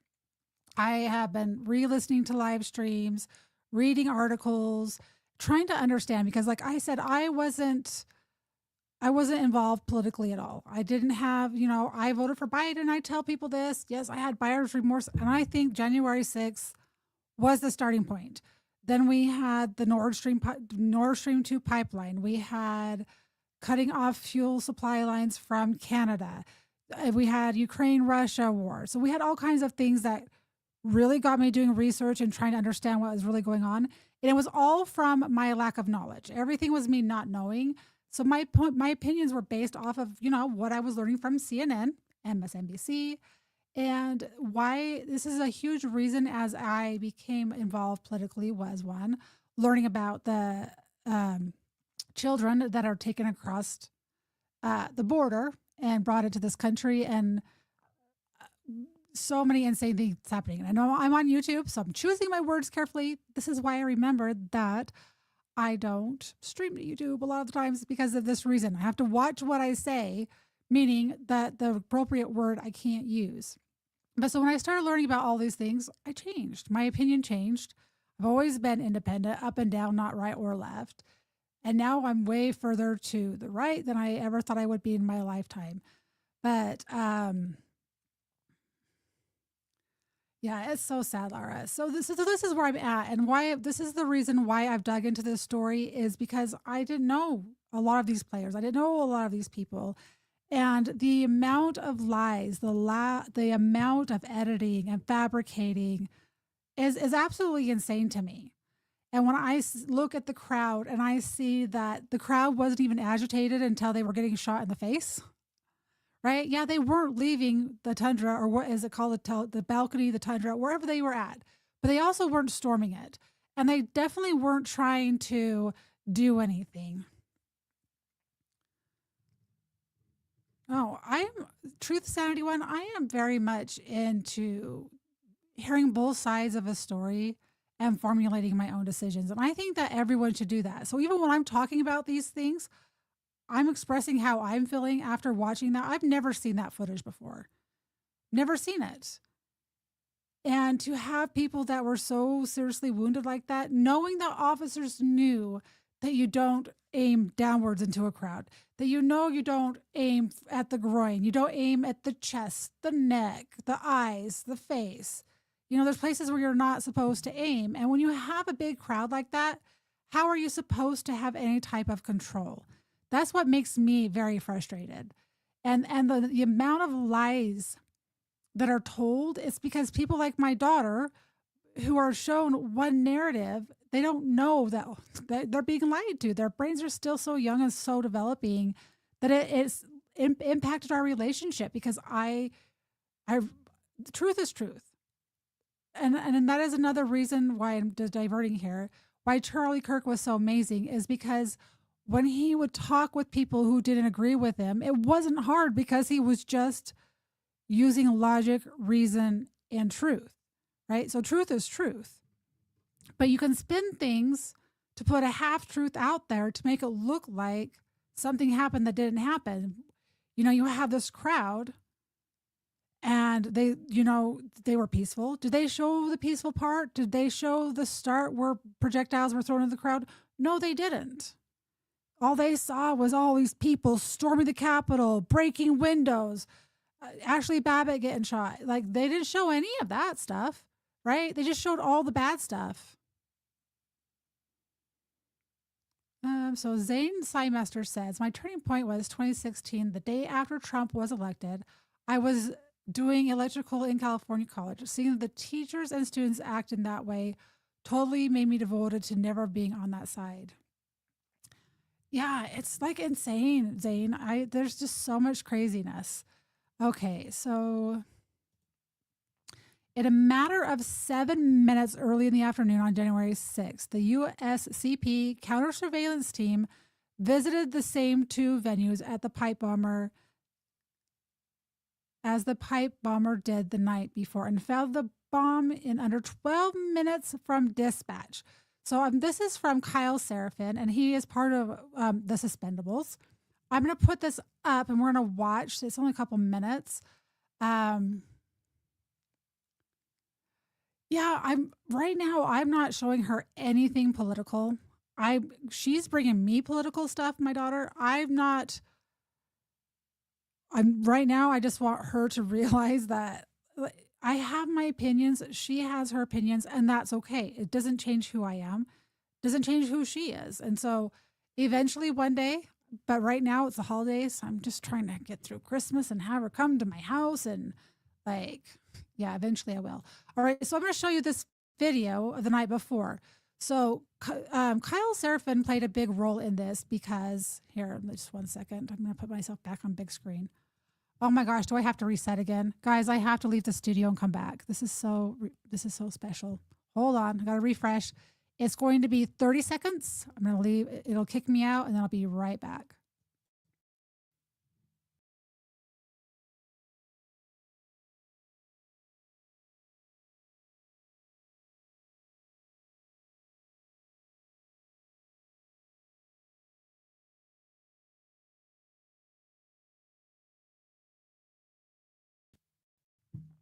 It's actually a lot quicker than 30 seconds. Did I lose a stream? That's weird. Oh well. Oh no, now it's back up. I was like, well, I only have 2 people watching right now.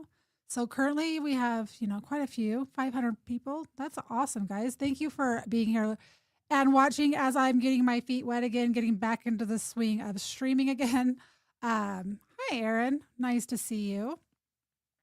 Oh, you're fine for your being late. I just went over footage from January 6th before they started shooting projectiles into the crowd to agitate them, intentionally agitate them, in my humbled opinion. So I just got kicked out of the studio. I am back.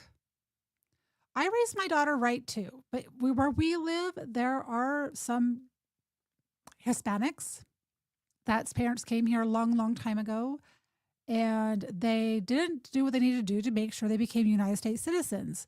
They therefore had children because their children were born in the United States under the 14th Amendment, the way it's been utilized. They're citizens, yet their parents are not citizens. So, under the Biden administration, they were going to get deported. All that process started under Biden, but for some reason, Trump was the bad guy because he wanted to deport all the illegal aliens out of this country after they flooded our country with these people.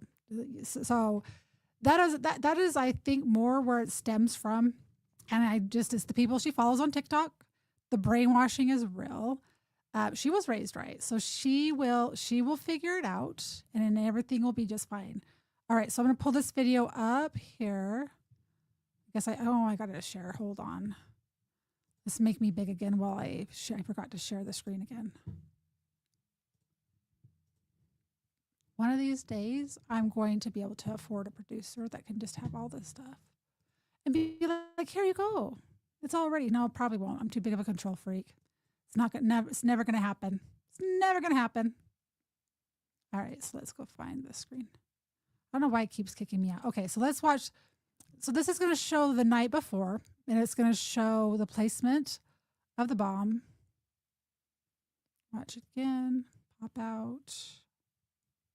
So I don't think that there is any audio with this. No, I don't want it to pop out. I want it to be big. Not picture in picture. I want you to be big. Clicking the wrong thing. Hold on. Let's start it over. There we go. That's what I want. So you can see, I mean, this is the footage that was not edited before they released it to the public. So the one on the left is the night before, and the one on the right that is bright, that is the morning of. So within a span of less than 12 minutes, Capitol Police went to 2 bushes right away. Right away, they went to 2 bushes. And after they found those bombs, supposed, they stopped looking. Now, if you had pipe bombs, and there was a called in a bomb threat, would you stop after you found the 1 or the 2? Would you stop looking? They didn't put up any barricades. They didn't put up any barriers. I think that even after the call was put in, the police officer that was in front of that bush continued to eat his lunch. Does that sound suspicious or fishy to anyone else?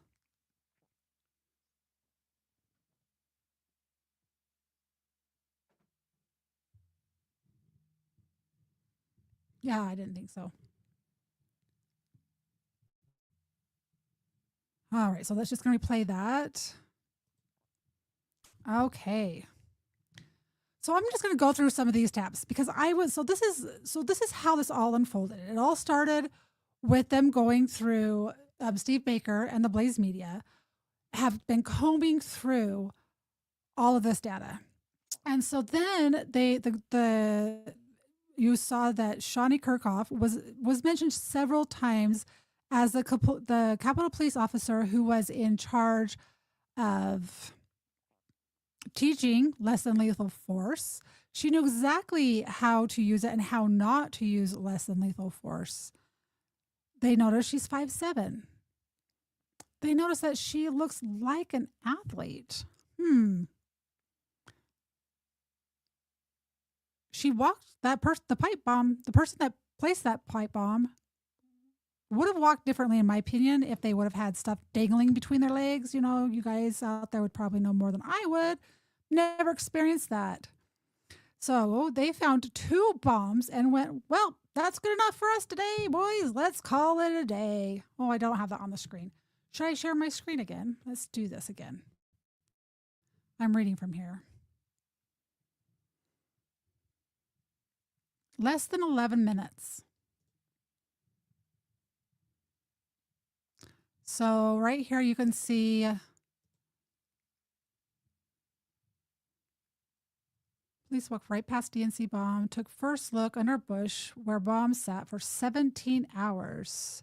Search under a shrub at the Congressional Black Caucus Institute happened 2 minutes before one of the officers discovered a pipe bomb at the nearby DNC January 6th. I'm not going to read this whole entire thing because we kind of know how it was. But how did these officers know to go right directly there? So at 7:48 p.m. on January 5th, the suspect spent 1 minute. Is this the one I wanted and I just missed it? Let me share this tab instead. Let's just see if this is the article. Because if this is the article, I want to read it because it'll be better. I don't know why StreamYard is being special today, but it is.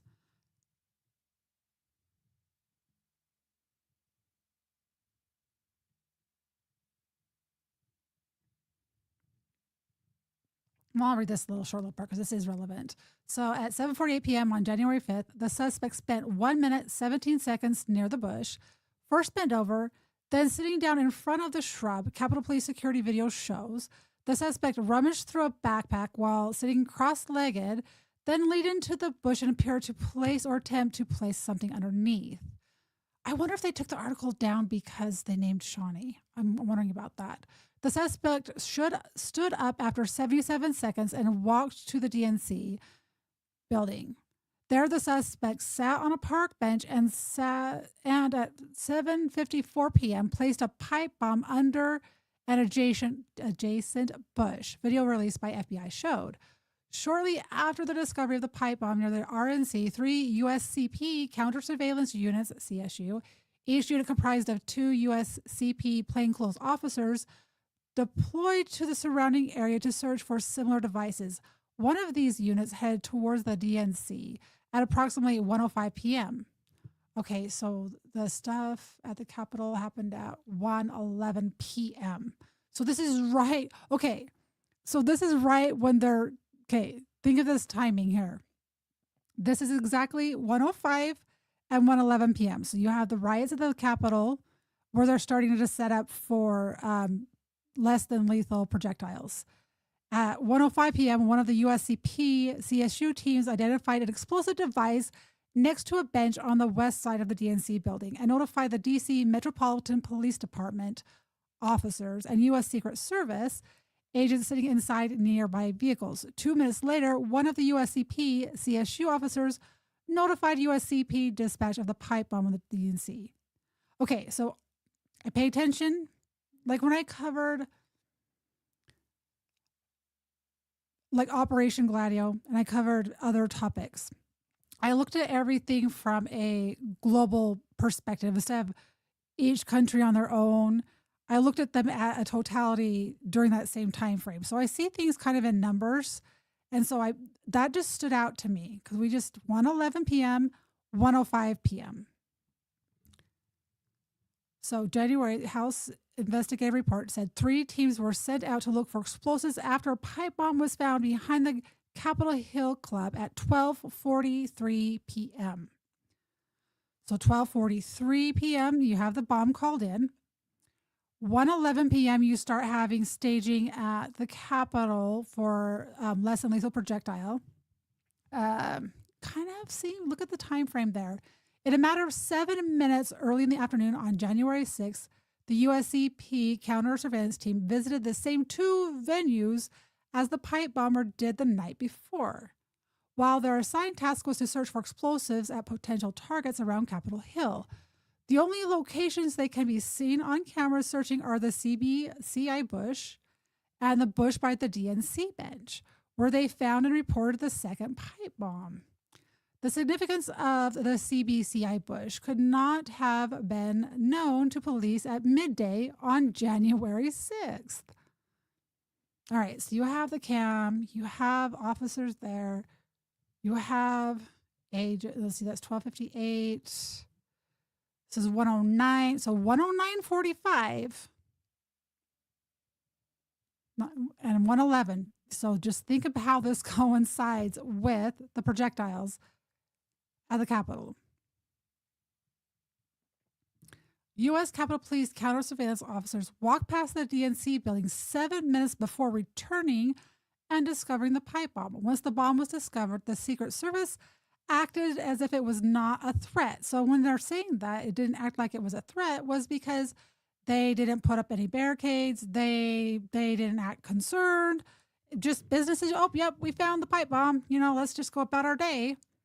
The bomber's visit to the first bush and possible attempt to plant a bomb there are one of the many details the FBI has never divulged or even acknowledged.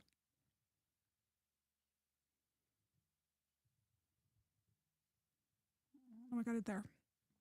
The discovery was made by an independent video investigator known only as Armitas. So Armitas, guys. He is on X. Go to his handle, follow him. He is really good. If you have questions, he's really good to reply. I've asked him lots of questions. Who spent more than a year examining details of the J6 pipe bomb case. Blaze News has agreed not to print his legal name for security reasons. Armitas has assisted Blaze News in its ongoing J6 investigation. He has also spoken with congressional and an FBI investigators concerning his findings. Okay, so he is confidential informant. New case wrinkles. Armitas alleges that the Biden FBI digitally manipulated the video of the alleged bomber release to the public. So like I told you this before, the original stuff that they put out there, it's not my patience itchy. The original stuff that they put out there was edited. It wasn't crisp. It wasn't clear. So when they're trying to identify this pipe bomber for 5 years, so okay, this is all prior to them saying that Brian Cole was a J6 bomber. So this is all leading up to this. Such as a CBCI Bush and the alleged bomber's visit to the front garden of the Congressional Rooming House on C Street near the Capitol Hill. The new wrinkles in the case could only add intrigue to the long unsolved January 6th mystery. How could officers dispatched specifically to look for explosives? How could officers dispatched specifically for the explosives around Capitol miss the pipe bomb as they walked past the DNC building at 12:58 p.m.? It was almost like a Keystone Cop comedy show. After discovery of the first pipe bomb came across Capitol Police Dispatch at 12:43 p.m., their unmarked vehicle sped from 3rd Street Southwest at E Street to the Capitol South Metro lot in under 5 minutes, with emergency lights on part of the way. Once parked in the Metro lot, the men spent about 3 minutes putting on jackets and backpacks and grabbing gear from the hatchback. They set off on foot down 1st Street to D Street, past New Jersey to South Capitol Street Southeast, then south to the DNC building. They walked 7/10 of a mile, all the way from the Capitol South Metro Station near the Republican National Committee building. Okay, so there's a map. You can see where they kind of tracked and traced through. Okay, there's a bigger map. So they walked. So this is where they walked. Counter surveillance team travel route. It does not appear that the men conducted searches along the way, so they went straight there. They just did a beeline straight to where it was supposed to go. They stopped briefly near a dark SUV and other vehicles parked on the south side of D Street, directly across a patch of grass from the CBCI bush. Other than that, security video showed the only locations they stopped to examine closely while on camera were the CBCI bush near the walking path and the DNC park bench. Some Capitol Police surveillance cameras that normally cover the back of the DNC building were turned away by command from the control room during this time frame. Why would they want to move the camera for surveillance? Interesting. Because of this, the two plainclothes officers were off camera for 3 minutes and 54 seconds while they walked from the DNC to the CBCI. When one of the counter surveillance officers approached the DNC park bench after visiting the bush at the CBCI, this time he spotted something suspicious. He first reappeared on security video after his walk over to the CBCI at 1:05 p.m., walking to a Secret Service SUV and a Metropolitan Police Department vehicle assigned to the security detail of Vice President-elect Kamala Harris. Now, you'll have to remember that, I don't know if you guys remember the Cheeto lady, but her name was Cheeto. She was sent to South America to guard the Cheeto factory or the PepsiCo after all of this happened. Nor did she come back. I'm trying to think when she came back. Did she come back after Biden? Well, okay, I'm gonna have to go back and relook at this. I don't want to give you wrong information. But she was head of the Secret Service during Biden, during the assassination attempt on his life. She had left the Secret Service after I think 25 years, went to South America as a security guard at PepsiCo, which is code word for CIA. I'm being relocated to do some kind of dirty work somewhere else. If you know, you know. All right, so there's 11 minutes. I don't know if you guys want to, you guys can go to Blaze Media and you can watch this footage. 11 minutes is a long time to watch that. So at 1:07 p.m., another Capitol Police officer on scene radioed Capitol Police Dispatch. 987 Adam, I'm going to declare a 10-100 explosive at the DNC as well. Similar device as was found at the RNC as well, advising the units on scene what's going on. Dispatch, all right, where do you have your device? 987 Adam at the DNC. Dispatch, a copy. Where at in the DNC, sir? 987 Adam, right on the corner of Canal Street and Washington Avenue. Unknown officer, sir, I need you to repeat. Do we have the same device at the DNC? Dispatch, affirm, sir. The corner of Canal Street and Washington Avenue in the bushes, 987A. Adam has seen it. Attempts by Representative Thomas Massey, Republican from Kentucky, and Barry Loudermilk, Republican from Georgia, to conduct transcribed interviews. That was a confusing sentence. To conduct transcribed interviews of the two officers who discovered the DNC bomb have been blocked by the Capitol. Okay, that sentence is crazy. So Thomas Massey and Barry Loudermilk have been trying to interrogate, question the two police officers that found the pipe bomb. Currently, in order for them to have a new committee formed, they are not allowed to investigate or interrogate anyone associated with Capitol Police. Now, why would they not want them to be able to question Capitol Police or police officers involved? Think about that for just a second. In order to form the new committee, as well as the old committee, they weren't allowed to question any of those people.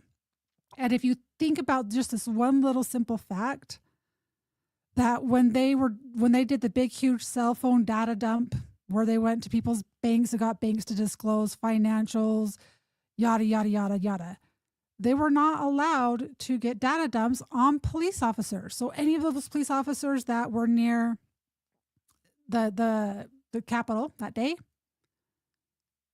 they did not have a data dump of their cell phones. Why not? Why would you not? Why would that be excluded? That is so ridiculous.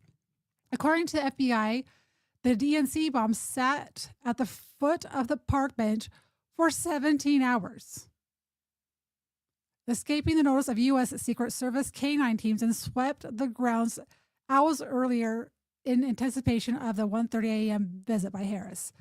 Videos show at least 2 K-9 sweeps of the area after 8:30 a.m.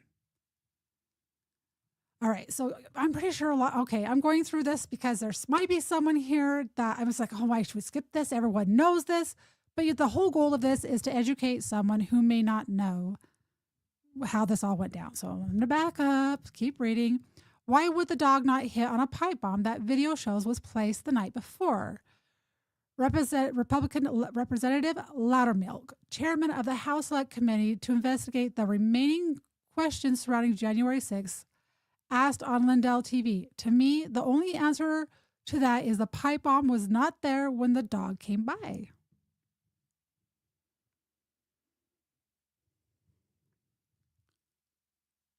Yeah, they were understaffed that day.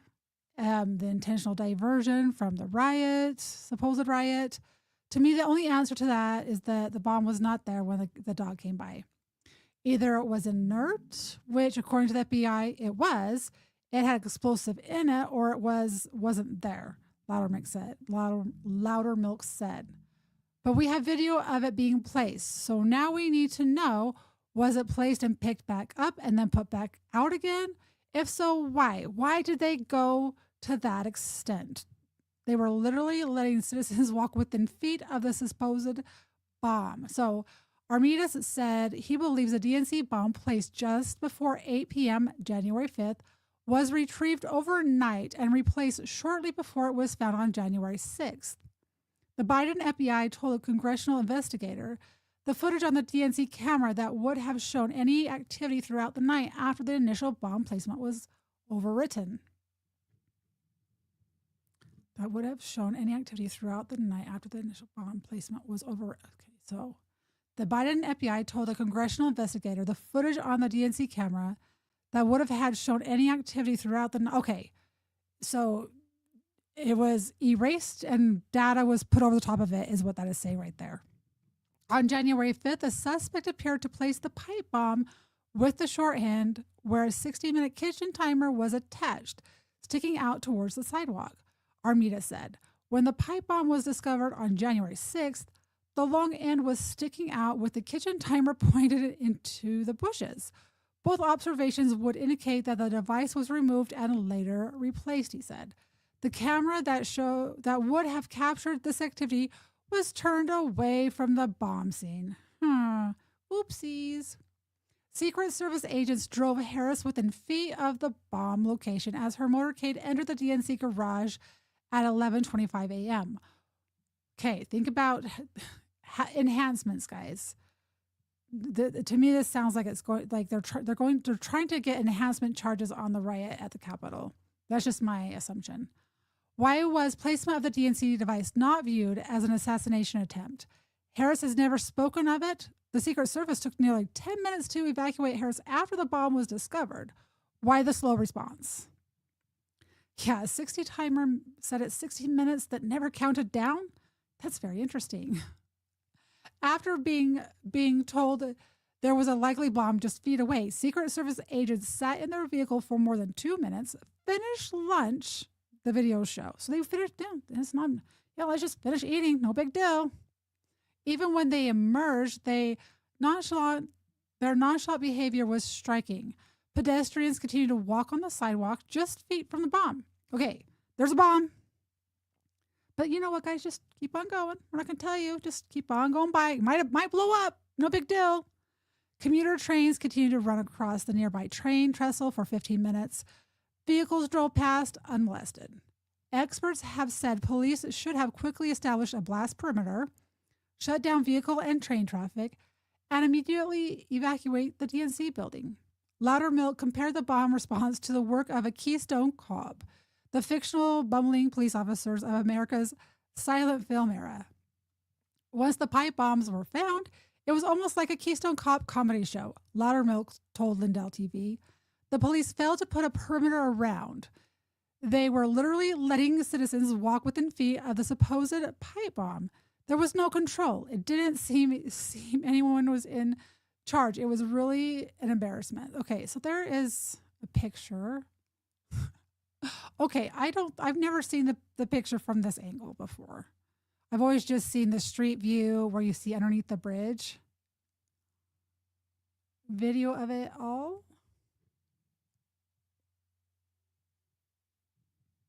I have videos. I should have got clips for this. I'll do better in the future. I'm just getting in the swing of streaming again, and I'm just making myself do it. I do love it, but I get so easy to get distracted by X spaces, and I've just gotta stop. All right, so Secret Service agents should never have stood at a doorway, just feet from a weapon of mass destruction. One police officer tiptoed up. You know what? I'm gonna put this on full screen. Does it show full screen for you guys? Okay, I gotta leave for 30 seconds, guys. Don't go anywhere. Maybe 10 seconds. Reload.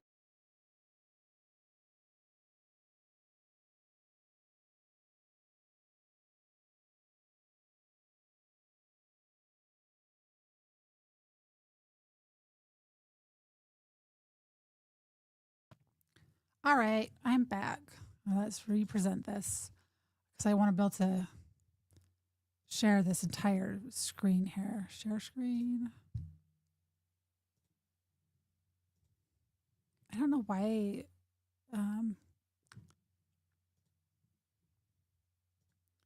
All right, I just want to scroll up for just a second so that you can kind of see the full image. So I've never seen it from this angle. I've always seen it from the road underneath the bridge. And I don't know why, but you might want to know what that's about. Okay.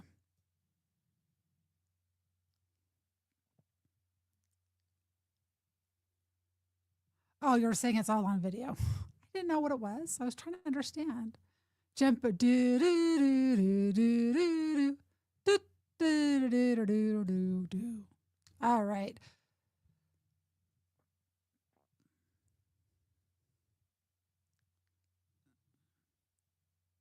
The mystery of when the pipe bomb was actually planted at the DNC building could be solved with video from the same DNC security camera that captured the alleged bomber's movements the night before.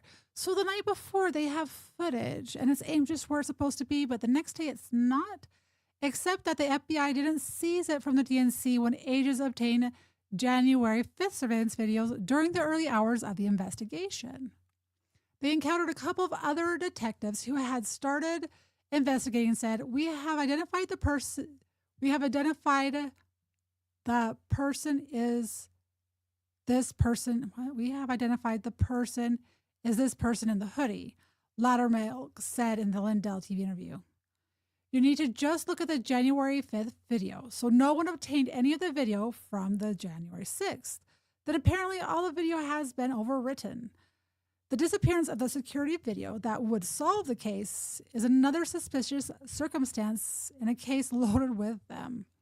Capitol Police security cameras with near-perfect views to the west side of the DNC building were turned by a command from the control room and so did not capture the scene at crucial times on January 5th and also didn't capture the video of the bomb discovery.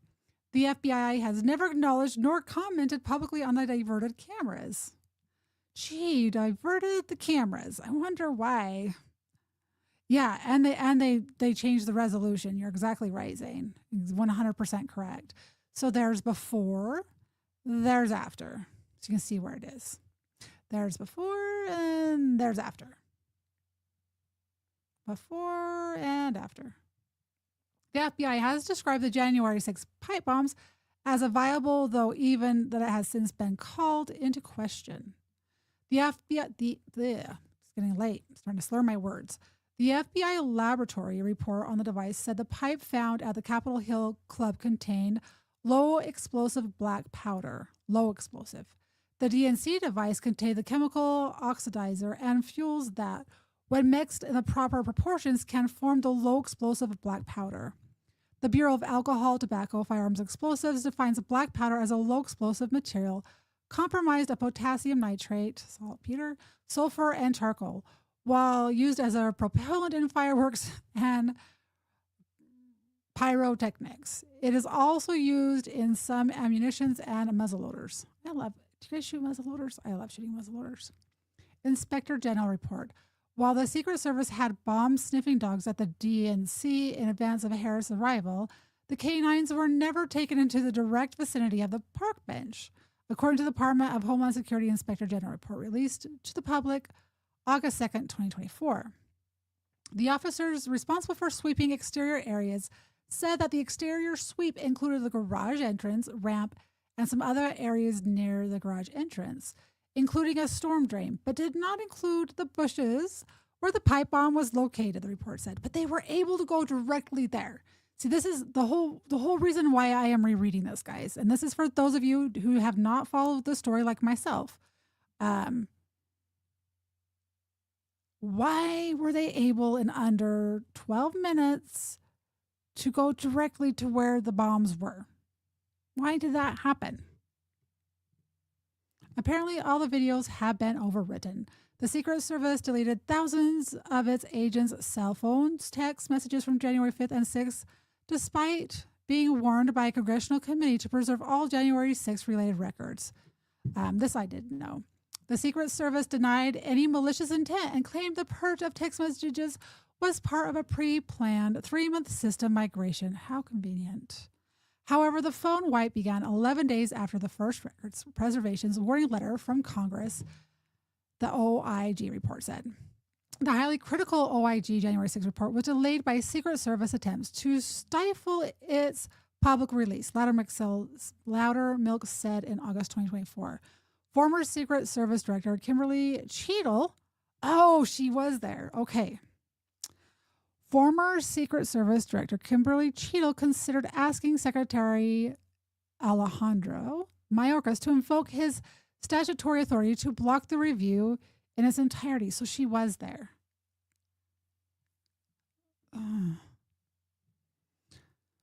Trying to think when she left. Did she leave during Trump and then came back? Okay, like Blaze News, bypass the censors, blah, blah, blah. So, guys, if you're liking what I'm reading right now, do go to Blaze Media. You can support them. You can follow them on X. I didn't know who the Steve Baker was until like 5 weeks ago. I like his reporting. I feel like he's unbiased. He has gotten a lot of flack for putting out this story. So this was released. I want to think that article's not on there anymore, guys. I think it got taken down. So because they arrested Brian Cole, Shauni Kerkhoff has got an amazing lawyer. Okay, just mind you, she was Capitol Police, and then she was with CIA. All of her data was erased. So this is 6 months after. All of her data, like social media, all of her footprints, gone. She's like a ghost. So it's all gone. So all of that, this whole trail started with the projectiles going into the crowd at January 6th. Then they're like, that body wait. So then you have Stephen Baker, who knows Kyle Seraphin. Kyle Seraphin let me go to his profile. I think I have some stuff bookmarked. I gotta take this off full view for just a second. Just so I don't accidentally say something that I shouldn't say. Or you guys, don't dox anybody on accident. So Steve Baker says this. And then he talks to Kyle Seraphin and he's like, wait a minute. That person, hi, Mrs. Ward. So he's like, wait, I was doing surveillance right next door to her apartment when we were surveilling after the pipe bomb. So he was like literally right next door. Okay, let me go find this picture because the picture is going to say so much more. Like, you need this visual. Let's close down some of those windows. Do I have it saved in here? That would be so nice if I had it saved in my bookmarks. I have so much stuff in this file.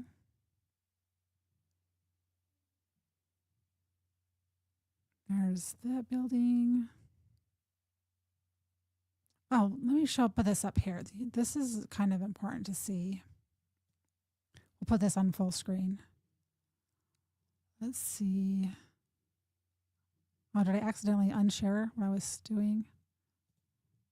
Let's see. Let's share the full share screen. All right. Okay, so this is what. Oh my gosh, why is it not showing me? I don't know what is wrong with freaking StreamYard, and it's really pissing me off because it keeps making it so I can't see what's being displayed for you guys. All right, so hopefully you guys are going to be able to see this, and I'm going to have to exit out. Is it not? Add to stage. Okay.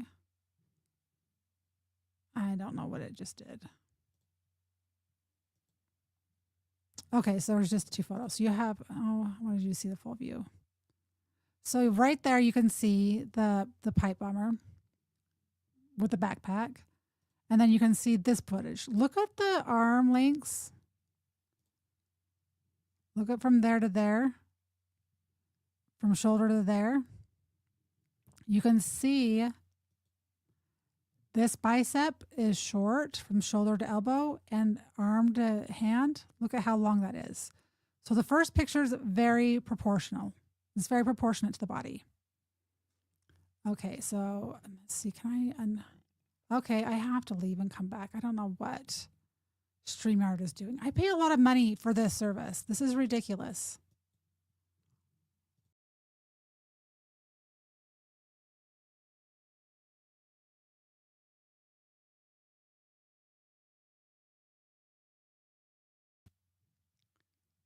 At least it's not as bad as it was when I first started. It used to take me, I used to have to shut down my entire computer to get back in. So that is always a bonus. All right. So let me see if I can find. I want to find that.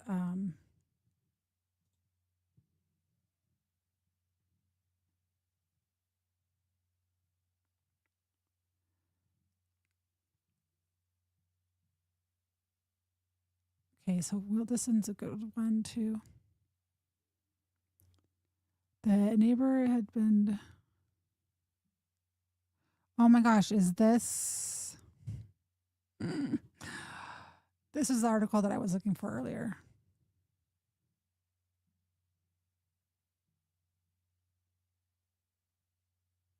Let me see. Maybe not. Oh, is this article not there?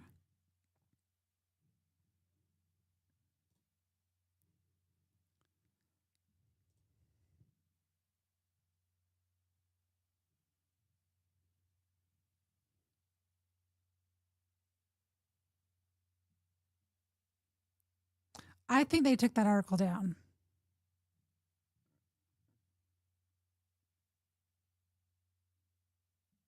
Okay, no, we're gonna. This is the one. This is the one I wanted to start with. No, Laura, I guarantee you. So I don't know if you followed this story at all, but I have every day I'm going and looking for updates on this. I mean, you saw his arms. You saw his arms. They were definitely shorter, and so Blaze put out this story first, and then miraculously, so this story was put out on. This was a story I was looking for. This story was put out on November 12th. This is the one I wanted, and it just popped in right. I scrolled past it like 20 times. So it must have been meant for me to go over the other stuff for other people who may have needed some kind of context, which I do believe that some things just happen for a reason. So I'm going to put this up here. I'm going to put it on full screen for just a minute, and then I'll come back. Why is that not? Oh, I got to add it to the stage first. Is that why? Okay. So FBI whistleblower pans Bureau for alleged gross misconduct and fraud in early January 6th pipe bomb investigation. The whistleblower is raising new questions about the investigation. The Biden FBI is guilty of gross misconduct and or fraud for calling off surveillance of an early person of interest in January 6th pipe bomb case. An FBI whistleblower alleges in a letter to Congress. The letter refers to events that occurred nearly 5 years before Blaze News disclosed that the surveillance subject lived next door to a Capitol Police officer who is now a potential forensic match to the gay of the bomb suspect. After reading the November 10th protected whistleblower disclosure from the FBI supervisory special agent who is still at the Bureau and a November 8 Blaze News investigation of the pipe bomb case, U.S. Representative Thomas Massie believes the FBI has been engaged in a cover-up or has been grossly incompetent. You don't say. Yeah, it's totally not him. It is not, Laura. And I'm going to come in right back to this. I just had to. Come on, let me move you back over. There we go. After reading the November 10th protected whistleblower disclosure from an FBI supervisory special agent who was still at the Bureau and a November 8 Blaze News investigation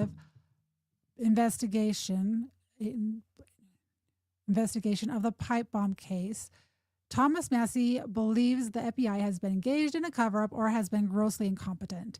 Either way, Massie told Blaze News in a statement, These latest revelations about the pipe bomb investigation require answers from the new FBI director. The Blaze News investigation said former Capitol Police officer Shauni Rae Kerkhoff, 31, appears to, oh my gosh, she's the same age as the autistic kid. I just, like, 1 year difference. So she would have been 25 years old at this time. The Blaze News investigation said former Capitol Police officer Shauni Rae Kerkhoff, 31, appears to be a forensic match to the gait of the pipe bomb suspect. A forensic gait analysis arranged by the Blaze News rated Kerkhoff's stride as a 94% match to the individual shown on video planting pipe bombs to the planting pipe bombs the night of January 5th. That was too many things to all put together. The gait analysis used a computer algorithm to analyze walking parameters, including flexion, knee bend, hip extension, speed, step, length, cadence, and variance. The veteran analysis who ran the study said, based on visual observations, the program can struggle with. He personally pegged the match at 98%. Kerkhoff has not been charged with any criminal conduct by any law enforcement agency in connection with the pipe bomb incident. After publication, Steve Bunnell, whom the Washington Post identified as an attorney for Kerkhoff, told the Post, so remember Steve Bunnell. Remember this name. He was was he a prosecutor in many of the J6 cases, or was he defending? Anyway, this lawyer doesn't even do defamation. But anyway, and I think that he has ties to January 6 prosecutions. After publication, Steve Bunnell, whom the Washington Post identified as an attorney for Kerkhoff, told the Post his client categorically denies that she planted the pipe bombs. The FBI has not responded to Blaze News' request for comment. I wonder why, because they would probably be freaking lying. Attorney Kurt Attorney Kurt with the SIUZDAK of Madison, Connecticut, filed a 10-page protected disclosure on behalf of his client, the whistleblower, with Massey and U.S. Representative Barry Loudermilk. Among the most active lawmakers still investigating January 6 and its aftermath. Loudermilk is the chairman of the House Select Committee to investigate the remaining questions surrounding January 6. So that's the new committee that was formed. The FBI supervisor said that after FBI agents came within yards of the person who has been identified in Blaze News reporting, the FBI surveillance team agents were ordered to cease their investigation, deny permission to conduct at least one logical interview, immediately removed from surveillance, and reassigned to do general leads work. The neighbor, this is where I think that was Kyle Seraphin, because he was on surveillance right next door to where Shauni Kerkhoff lived, right next door. So if you think of a duplex, right, you have 2 doors, same stairs, right smack. That's how close they are, like doors apart. So he was on surveillance for 5 days, and they pulled him off. 5 days. And Kerkhoff lived next door to their suspect. So that's just some context there. So the neighbor identified below in the whistleblower complaint lived within feet of person of interest 3. As she appeared to be the same individual as investigative reporter Steve Baker identified as former U.S. Capitol SIC police officer who is currently associated with a U.S. intelligence agency, Suzdak said. I don't even know how to pronounce that name. After the FBI identified several persons of interest in the pipe bomb case, Squad 21 of the Washington Field Office Intelligence Division was assigned to do FISUR, or physical surveillance, in the Bailey's Crossroads section of Falls Church, Virginia. Kyle Seraphin, who was then a member of the Squad 21, told Blaze News the surveillance lasted 2 days before the squad was pulled off the case without warning. Oh, I thought it was 5 days. So I got that wrong. The new whistleblower said the female next door of the man being surveilled was photographed by FBI agents. The neighbor had been photographed by the FBI surveillance team, and her photograph and attire are similar to the individual who allegedly placed the device. Okay, so Kyle was next door, surveilling. And why did that team get pulled off? Someone somewhere had correct information. Someone somewhere maybe plotting, potentially. I'm saying allegedly. I'm not saying this is me speculating out loud. Why would you, after 2 days, why would you pull off surveillance? Knowing that they surveil for months, years at a time? That's what they do. So why was that team pulled off after 2 days? That's questions you have to ask yourself. So right here you can see the pictures of the park bench. So look at how long. Okay, remember I just showed you how short that person's legs were. Okay, so as a personal trainer, I size people up. I look at body symmetry. So I look at, do they have hourglass shape? Are they up and down? Is their torso longer than their legs or legs longer than their torso, or are they symmetrical? So looking at the back side of this picture right now, okay, look at her legs. They're longer than the torso, right? Or you see her sitting, you see her there. The FBI had already determined that the man referred to the FBI documents, a person of interest 3, should not be interviewed by agents. But when Seraphin proposed that he do a knock and talk, at the man's door, the idea was rejected.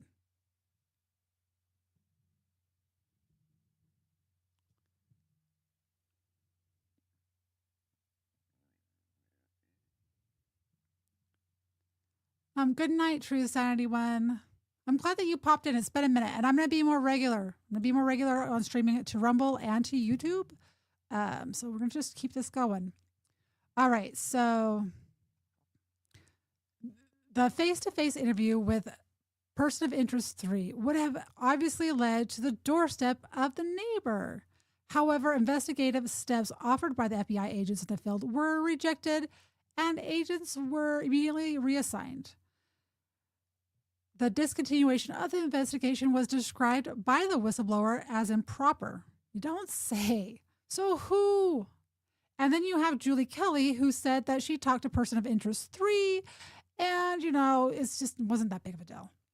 Kerkhoff is named in consumer banking and credit records as having resided next door to the man under surveillance. She later moved to Alexandria, Virginia. Gee, is that CIA headquarters? I can't remember.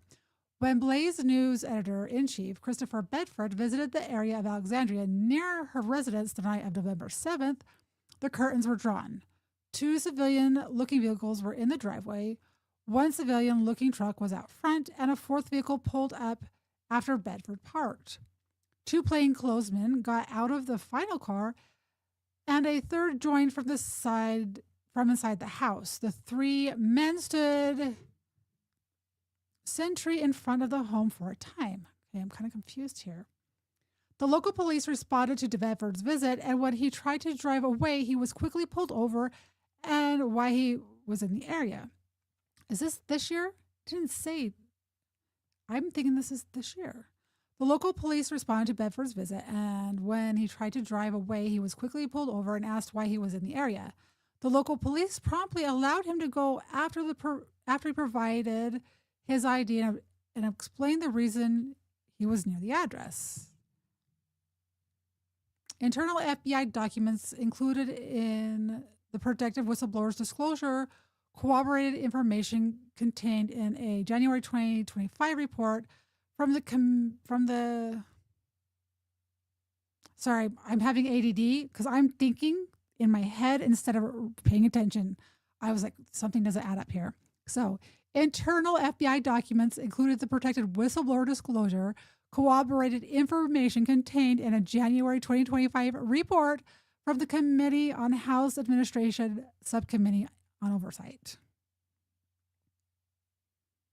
According to the documents, the FBI had investigated an individual known as Person of Interest 2, who was seen on surveillance video taking photographs behind the Capitol Hill Club the morning of January 5th. About 9 hours before, an unknown subject in a gray hoodie placed a pipe bomb next to a row of rolling commercial garbage tubs. Why is someone taking pictures? Why is someone taking pictures of numbers on a garbage can? And do you know what his story was? He was writing a book on numbers. He's from another country. I can't remember the country off the top of my head. The pipe on. Okay, so here's. Okay, what is that? The pipe bomb suspect above left, walking west on C Street towards Rumsey Court, stopping in front of a congressional rooming house. Congressional rooming house. Is that right there? Congressional rooming house, upper right. Okay. Oh, I've wondered what this picture was. Possibly looking to place a pipe bomb on January 5th, 2021. Capitol Police squad cars below with lights engaged were across the street as the suspect walked down the court to plant the bomb.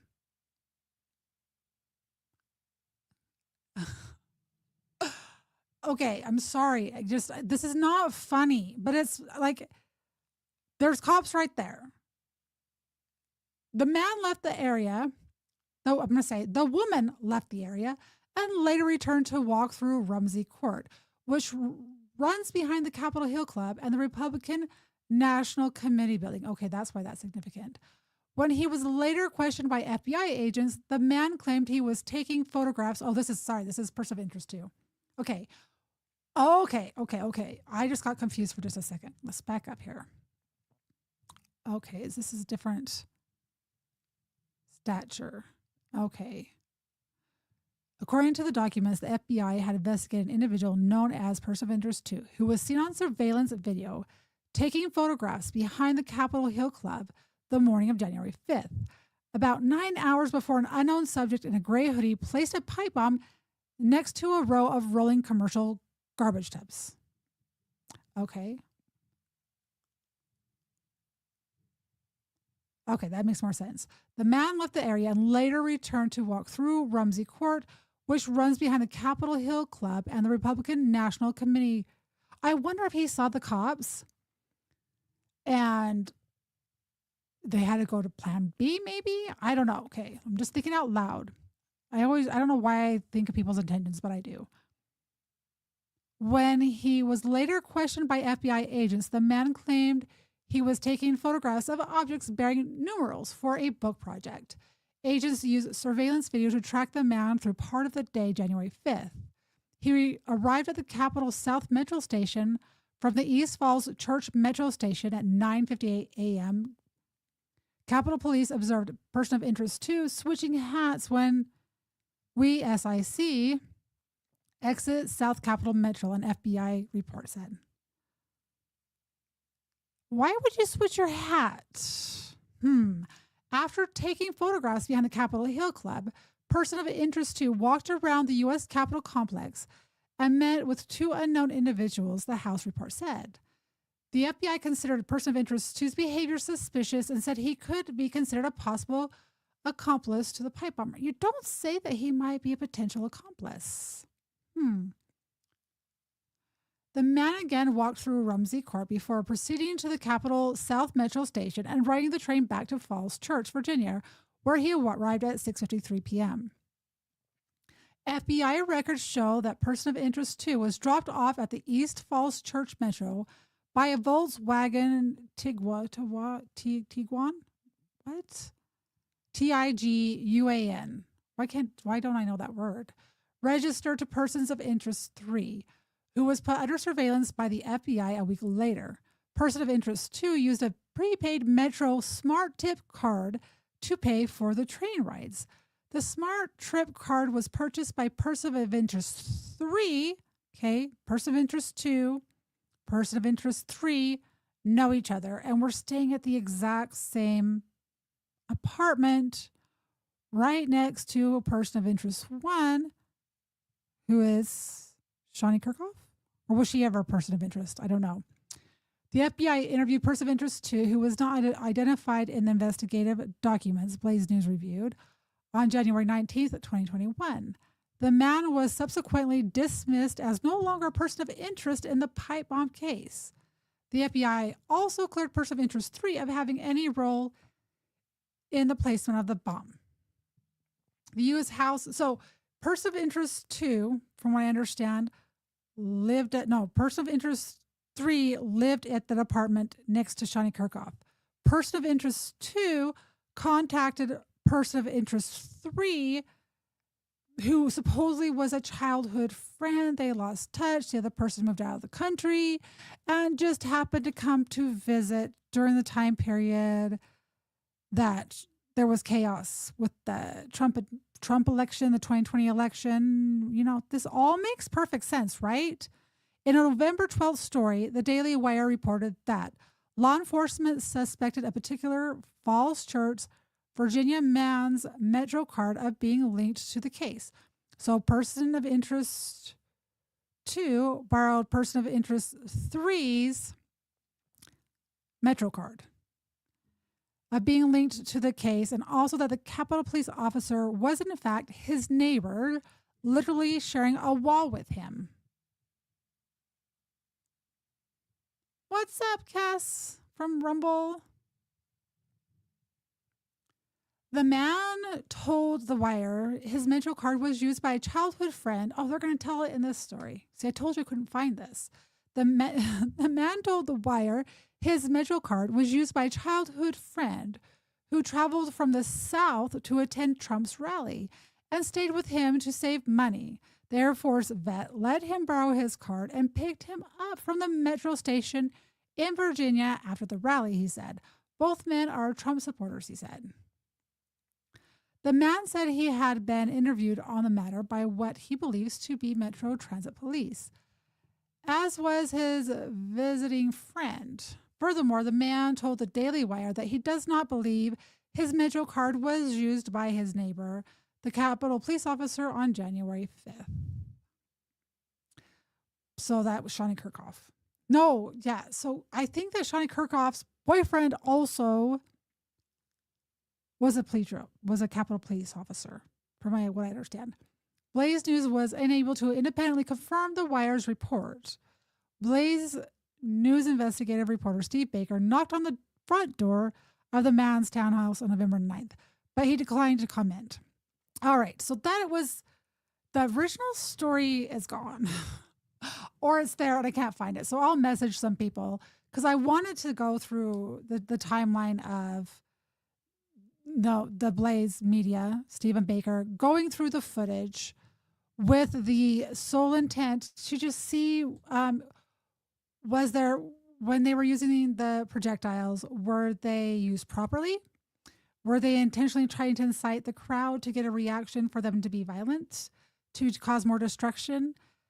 The finding of the pipe bomb at 11:09 and the projectiles going off at the Capitol they were starting position. They fire at 1:11 is when they started positioning. By 1:19, I believe 1:19 p.m., they were shooting projectiles. So those two things go hand in hand. And the fact that those things happened right at the same time, I'm going to have to ask Kyle or someone. I'm going to have to ask someone if I'm sure they put that together. I'm not the only person that thinks in time, but the fact that those two situations happened at the same time, bomb just before 1 p.m. was reported. 1:09, it was found. 1:19, projectiles are going through the air and they're intentionally targeting people in the crowd. So if the bomb's found at 1:09 and you're taking people from the Capitol and diverting them over to the DNC, they were already short-staffed. They already had less police around to keep everyone safe. And so it was taking resources away from that situation where they were intentionally trying to incite a crowd. That is my opinion based off of what I saw, based off of footage and listening to the audio clip as you're seeing the crowd and the timestamp and you're seeing what they're doing and you're hearing the radio go at the same time. Just saying, guys. There is so much more that I wanted to cover on this. It's almost been 3 hours. Like I said, I am going to be more consistent with my streams. I'm going to figure out, I want to do at least a minimum of 4 nights a week. I'm going to try to make it at the exact same time every single night. I know that midnight is really late or early for those who are on the East Coast, ideally. But my thing is I want to make sure I can do it at the same time every night. And it seems like between 9 and 10 is when I can consistently, my time, which would be between 11 and 12 on the East Coast. But the good news, guys, is we have the recorded option and you can come back and re-listen to it later. But there's so much more to this story. So this is from The Blaze. And this is what I was following with everything that took place. So the riot situation happened. They're like, this Shauni Kerkhoff kind of looks like the same person, build, gait. So after they put out that story and they talked to other people, they figured out who this person was, realized that she was 6 months later, was relocated. She testified in the first January 6 case, who was Guy Ruffett. So she testified to help put him in prison, put him behind bars.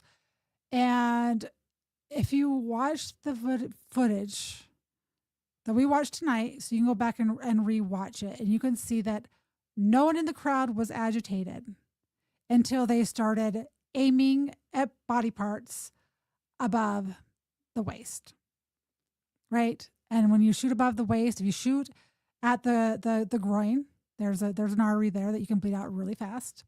The neck, the chest, the head, the face, eye socket. There are so many ways that this could have gone even worse than what it already did. We had a lady be trampled to death. I think Susan Boyle. I know her last name is Boyle. She was trampled when they were trying to escape what they were doing. You had Ashley Babbitt. She was taken. She was shot trying to go into a window. You had Capitol Police opening up doors and allowing people to go in. You had people arrested for praying. You had people that were doing what they were legally allowed to do that were put behind bars. They were depersoned, meaning they were cut off from their banking system. If you can't bank, how do you pay bills? They were cut off from social media. They were cut off from YouTube, Facebook, X, which was then Twitter. They were cut off. That's another form of depersoning, and that's all part of the Phoenix program. If you know what happened, and I'm not going to go into that, but if you know what happened in Vietnam, where they try to get neighbors to rat people out, either they took out the neighbor or the neighbor ratted and lied, and that person just disappeared. They're not taking the life of the individuals like they did during the Phoenix program. However, cutting a person off from society, cutting it off from friends, communication, all that stuff is depersoning. It's similar to the Phoenix program of isolation, yada, yada, yada, yada. So that is what, so Steve Baker gets a hold of the police officer. And, he just happens to be friends with Kyle Seraphin, who was like thinking nothing of it. And he's like, oh yeah, this girl, Shauni Kerkhoff, she lives at this address, blah, blah, blah. And he's like, now give me that address again. So Steve Baker pulls over in his car to look at the address exactly. And Kyle's like, I was right next door on surveillance. We were pulled off. We were not allowed to ask questions. We weren't allowed to, pretty much not allowed to do our job. So that was what, from his perspective. So, they were on surveillance right next door, which was still suspicious activity. And then you have Kerkhoff right next door. And so So then they get more footage because they have the footage at the Capitol, the CCTV footage of her on patrol or whatever. And they were able to take her actions from that night.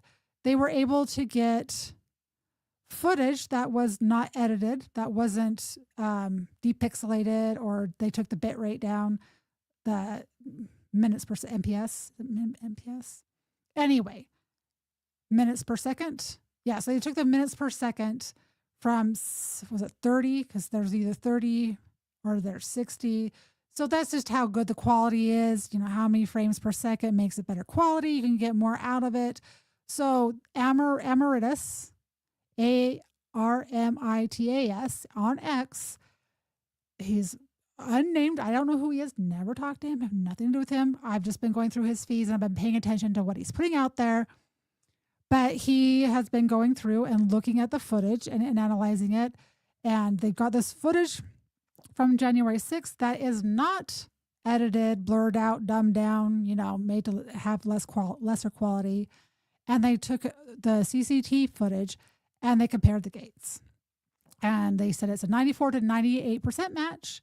And when people say that that's hokey science, they use drone strikes in other countries based off of gate analysis. So if they're going to use it for military lethal force, I'm going to say that it has to be somewhat of a science, and they're not just going to go, I don't know, I guess during Obama's administration, he didn't really care. So maybe it is made up science, and Obama's just like, oh, look at the gate matches. I don't know. Maybe it's possible, I guess. Anyway, I'm being a smartass. So that's how that was put together. All of this happened. I think the last story, I just want to make sure I get the time frame on this. If you guys go to Kyle Serafin's page, today is Wednesday. Today is it's Thursday for some people. Today is the 10th. So let me look at my phone. Because if you go on to Friday's episode, he gave a timeline breakdown way better than I did. My whole goal was to read the articles to people who would never take the time to read those articles, because white people don't know how to read anymore. Or they are multitasking, right? Oh, good morning, Saxon Rainey. Or they're just working and they are multitasking and they can listen to the audio, whereas sometimes people just don't have time to read. So I wanted to take their articles. I didn't want to change any of the information. So for those of you who may have been bored through this, I'm sorry. To me, the truth matters and is fascinating.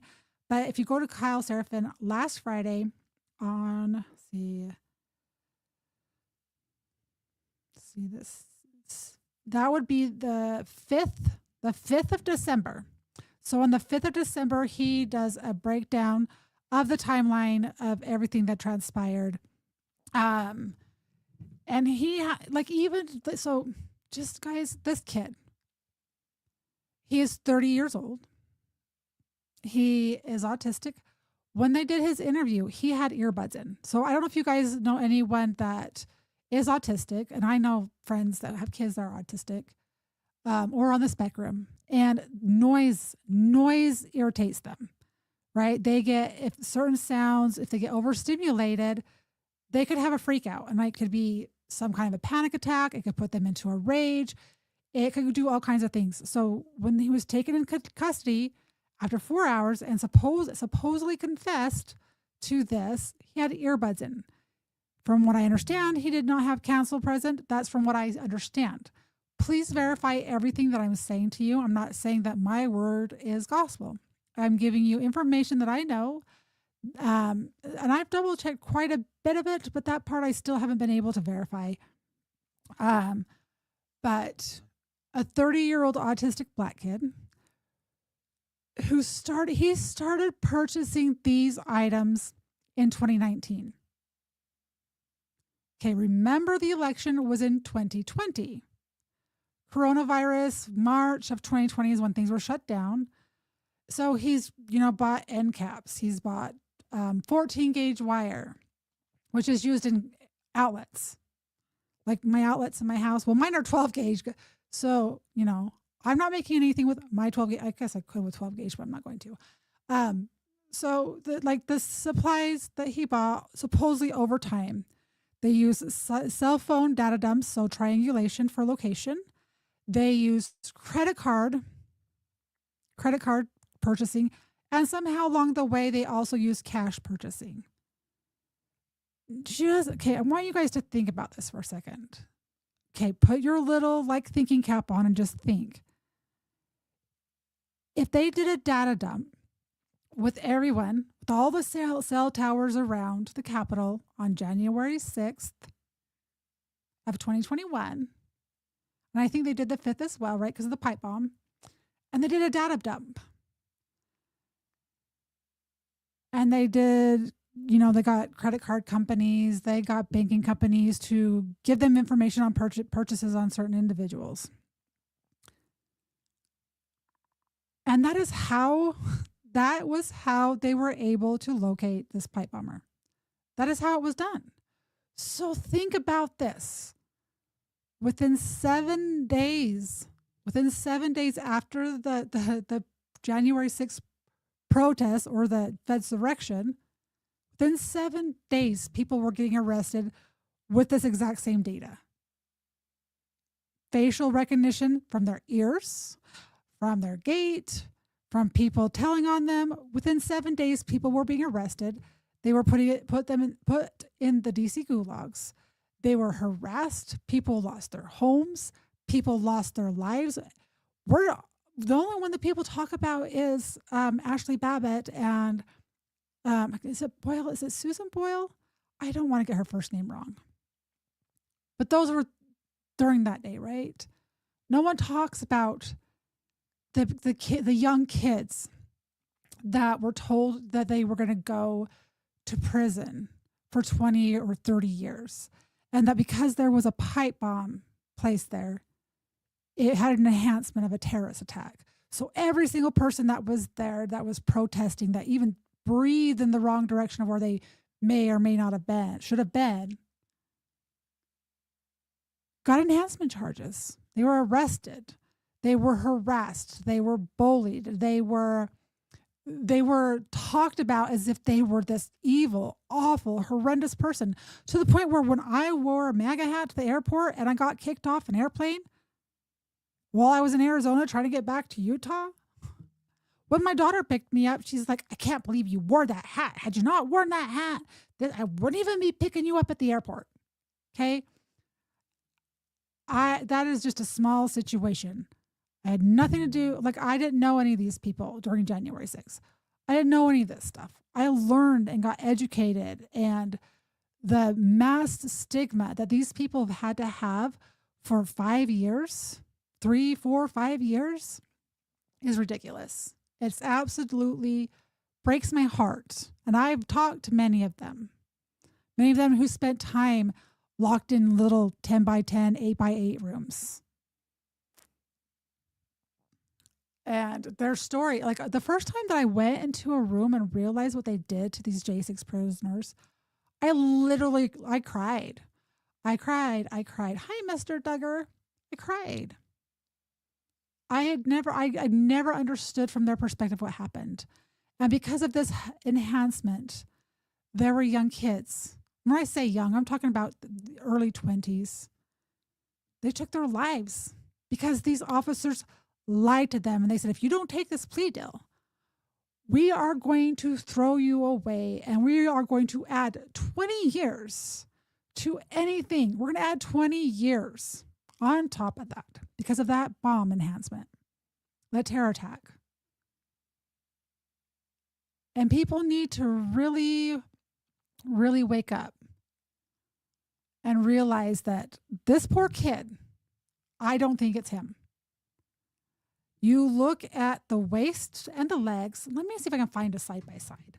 I guarantee I have a side-by-side of these two. Because when you see the side-by-side footage, you are going to be like, what in the actual? Because I look at it and I'm like, you guys are stupid. I wonder if, let's see, I'm going to go to, I know I have it. I should have made the slides that I was going to make earlier today. I was going to put up little slides and do a slideshow presentation. I'm like, no, I can do this without that. Now I know why I do more show prep. I did do a ton though. Good morning, everybody. I did. I've been listening for weeks.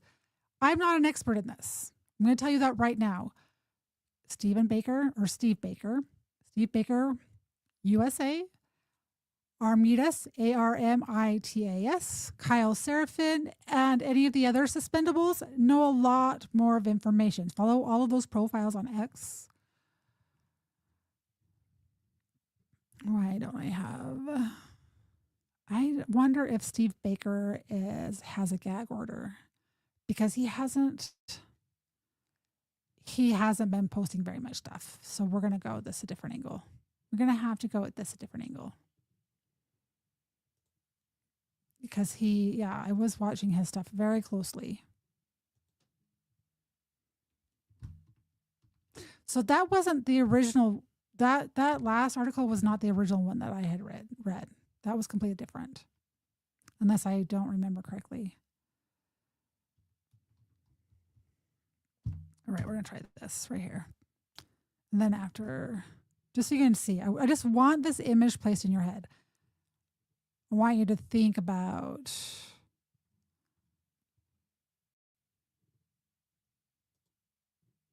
let's see here.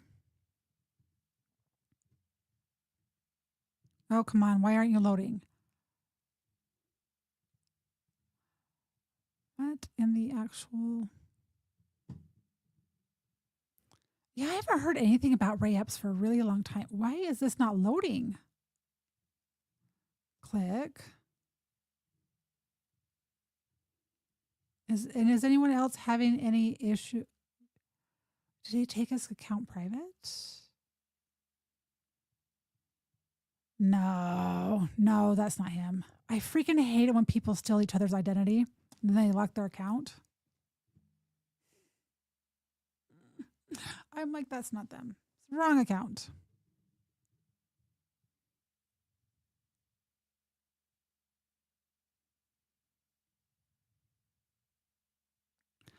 What happened here?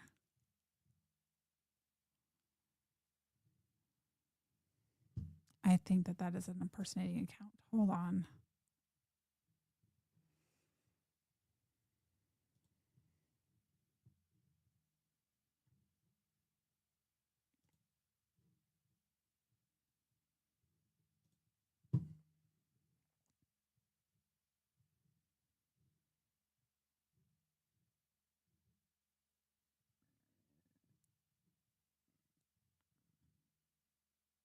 Why can't I find this account? Why am I being this special?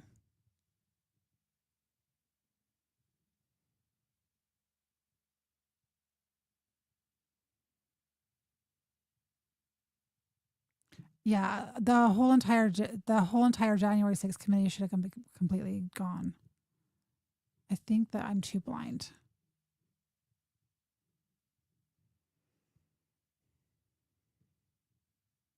Oh, it says follows me. He changed his profile picture.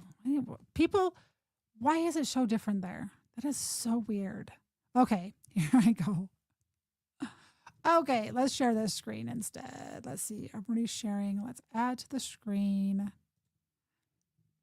I just want to find this picture, and I might as well share the scroll down while we do it.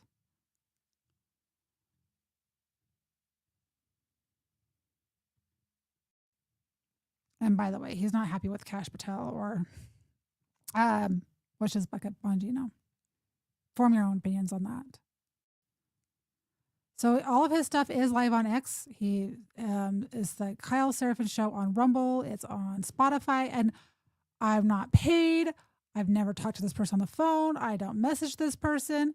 I just follow this person because I see him as credible, and I listen to a lot of different people. So just putting that out there. So his stuff is on Rumble, it's on YouTube, it's on Spotify, and it's on X. So you can follow. It's pretty actually funny. More libertarian, right wing, independent. Where is your stuff?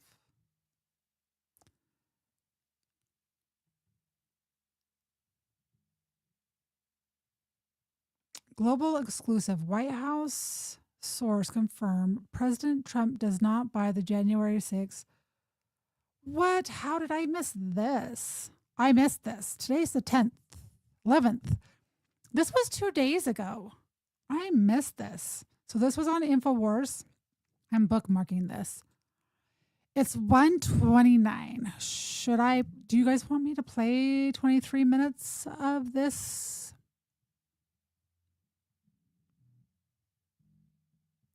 It's Alex Jones is back on YouTube, right?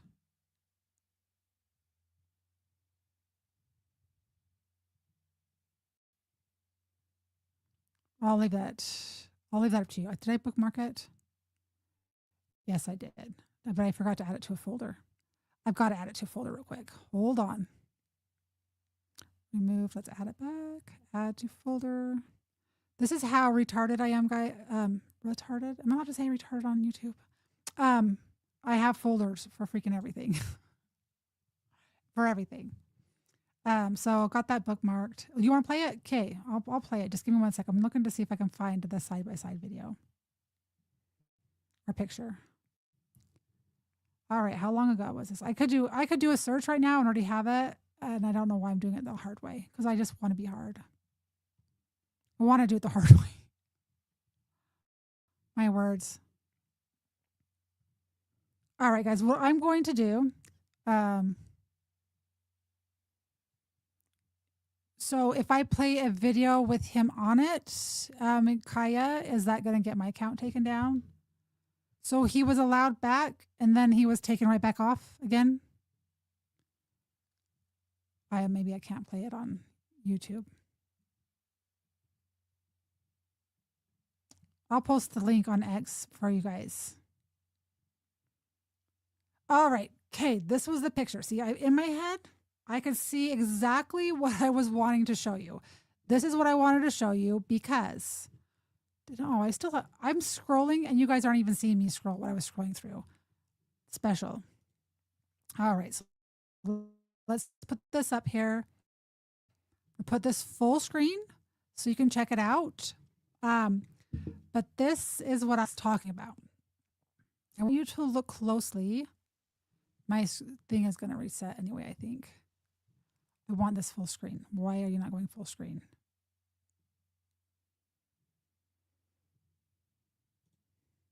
Okay, there we go. So I want you to look. Okay. I want you to look. So you look at the gray hoodie. And then I want you to look it would be on the left-hand side, but if you're looking at the screen, it would be the right-hand side. Okay, you can see that she is small-breasted. Men can't say this, but I can say this, okay? She has stuff there. So if you look at, so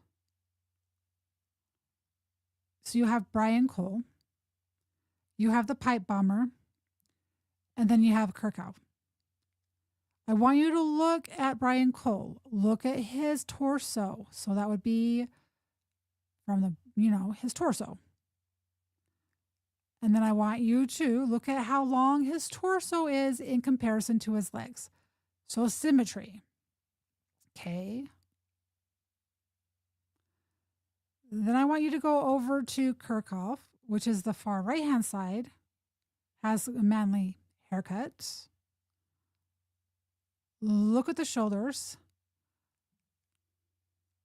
Notice how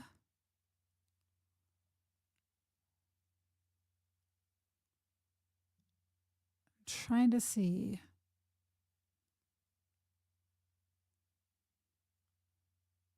Can you see what I'm seeing? You just post river videos. I like river videos. Anyway, so this is what I was telling you guys about. I was completely looking at arm length.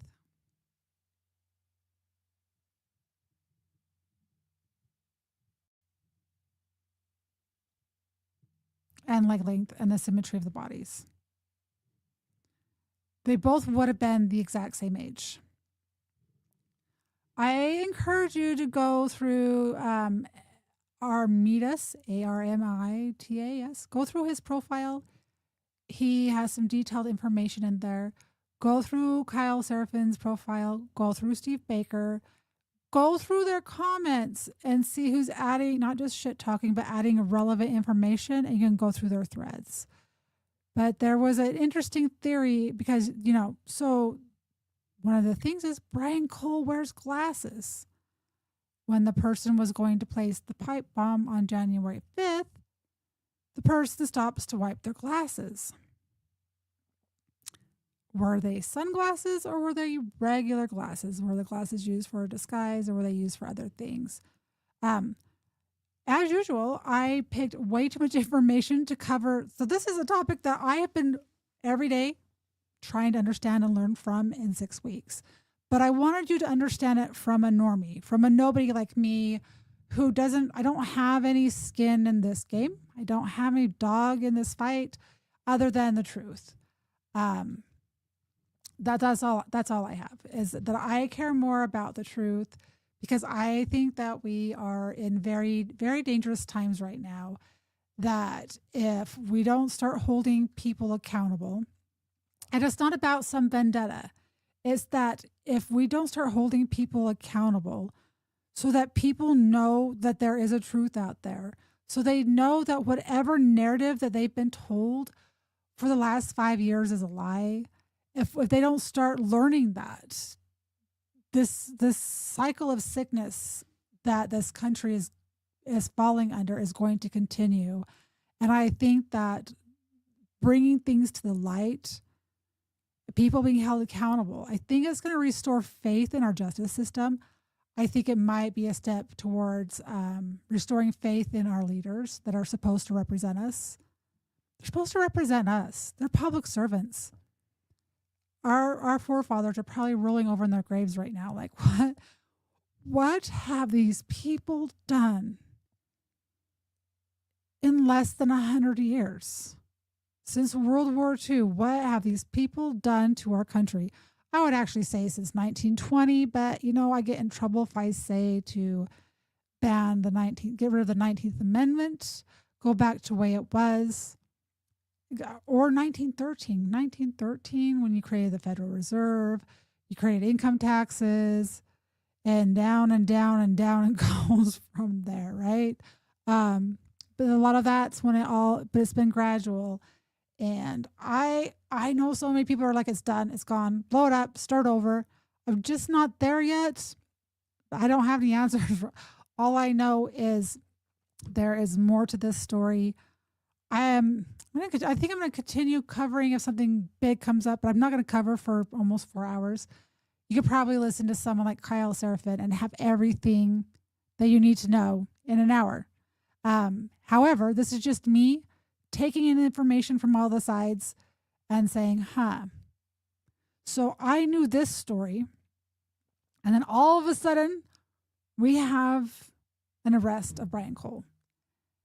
And I'm going to be damned for them to railroad.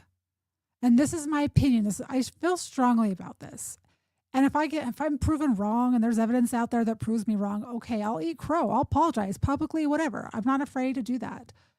But I'm very cautious about things I talk about for a reason, because I want the truth to be put out there. Yeah. Yes, Julian, when out of touch boomers are out of the way, you and I share a common theme, that boomers, and every time you say boomers, someone gets offended because hashtag not all boomers, but boomers that are in office. Yes, no more boomers in office.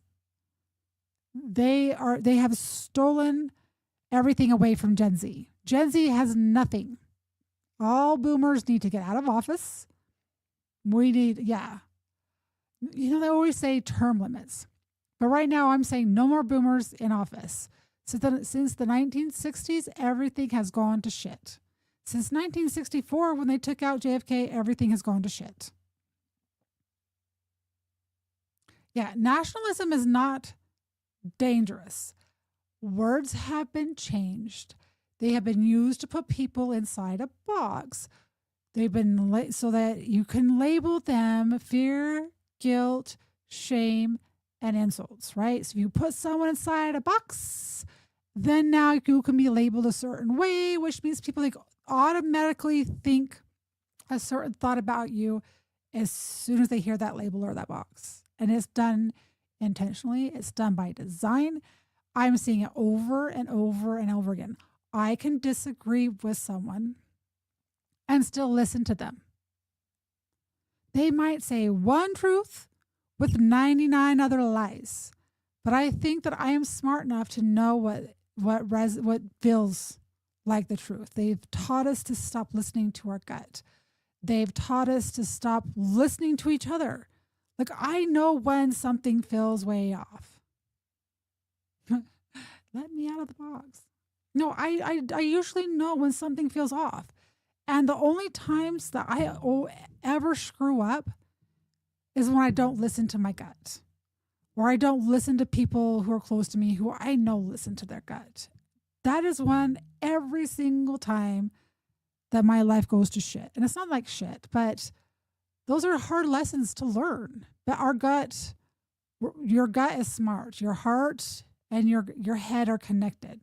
And when something feels off and you're not grounded and you're not paying attention, you're going to be led astray. But I know that all the people who follow me are smart. I know you know how to think for yourself. And I know the truth matters to you. It does to me in so many ways. And now I just feel like I'm rambling. No one wants to hear me go off on a rant for the last 20 minutes of this space. I keep saying space. This live stream. Trying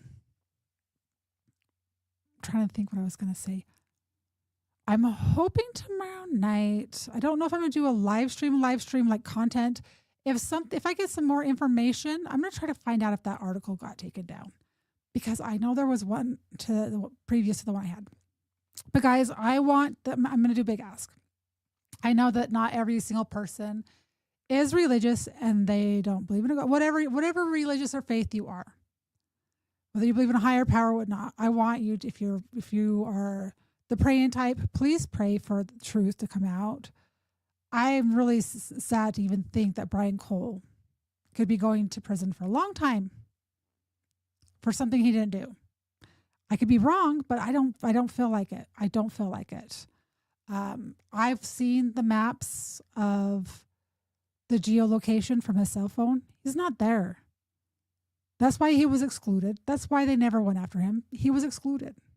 But please pray for him. If you are the energy type, send positive vibes, positive energy to him. I do believe in prayer. I'm not going to tell you guys how to think. I'm not going to think less of you because you do or you don't. But all right. Does anyone have any questions? Yeah, everything's going to be God wins in the end. Trust the plan, guys. Just make sure you trust the plan. And if you're that trust the plan type, I'm sorry, but I'm going to mock you just a little bit. That trust the plan. God told you to trust in his plan, but he also told you how to work at it. It's not going to come at you for free. Right? All right. Guys, I want to if you guys are liking what I'm doing, you can follow me on X, Rumble, YouTube, Locals, and on Twitch. All of my platforms are Talk with Sally. So Talk and with and Sally. Usually I say that so fast that people think it's Taco Sally. So Talk with Sally on all platforms. You can subscribe for $4 a month on X, $5 on Rumble, $5 on Locals. So if you want to support me financially, you can. If not, like everyone else, the times are tough. You can just repost my content, reply to my comment. This is brain tired. Reply, thumbs ups, hearts, comments, yada, yada, yada. That all helps me out in the algorithms and whatnot. So I do dearly appreciate you. The holidays are coming up. It is a lonely place for some people and is a joyous place for others. Please be kind to each other. It's free. And last but not least, remember that there's only two things in this life that we can control. It's our attitude and our effort. Everything else is beyond our control. So guys, have an amazing Thursday. And with that said, this is Talk with Sally signing out.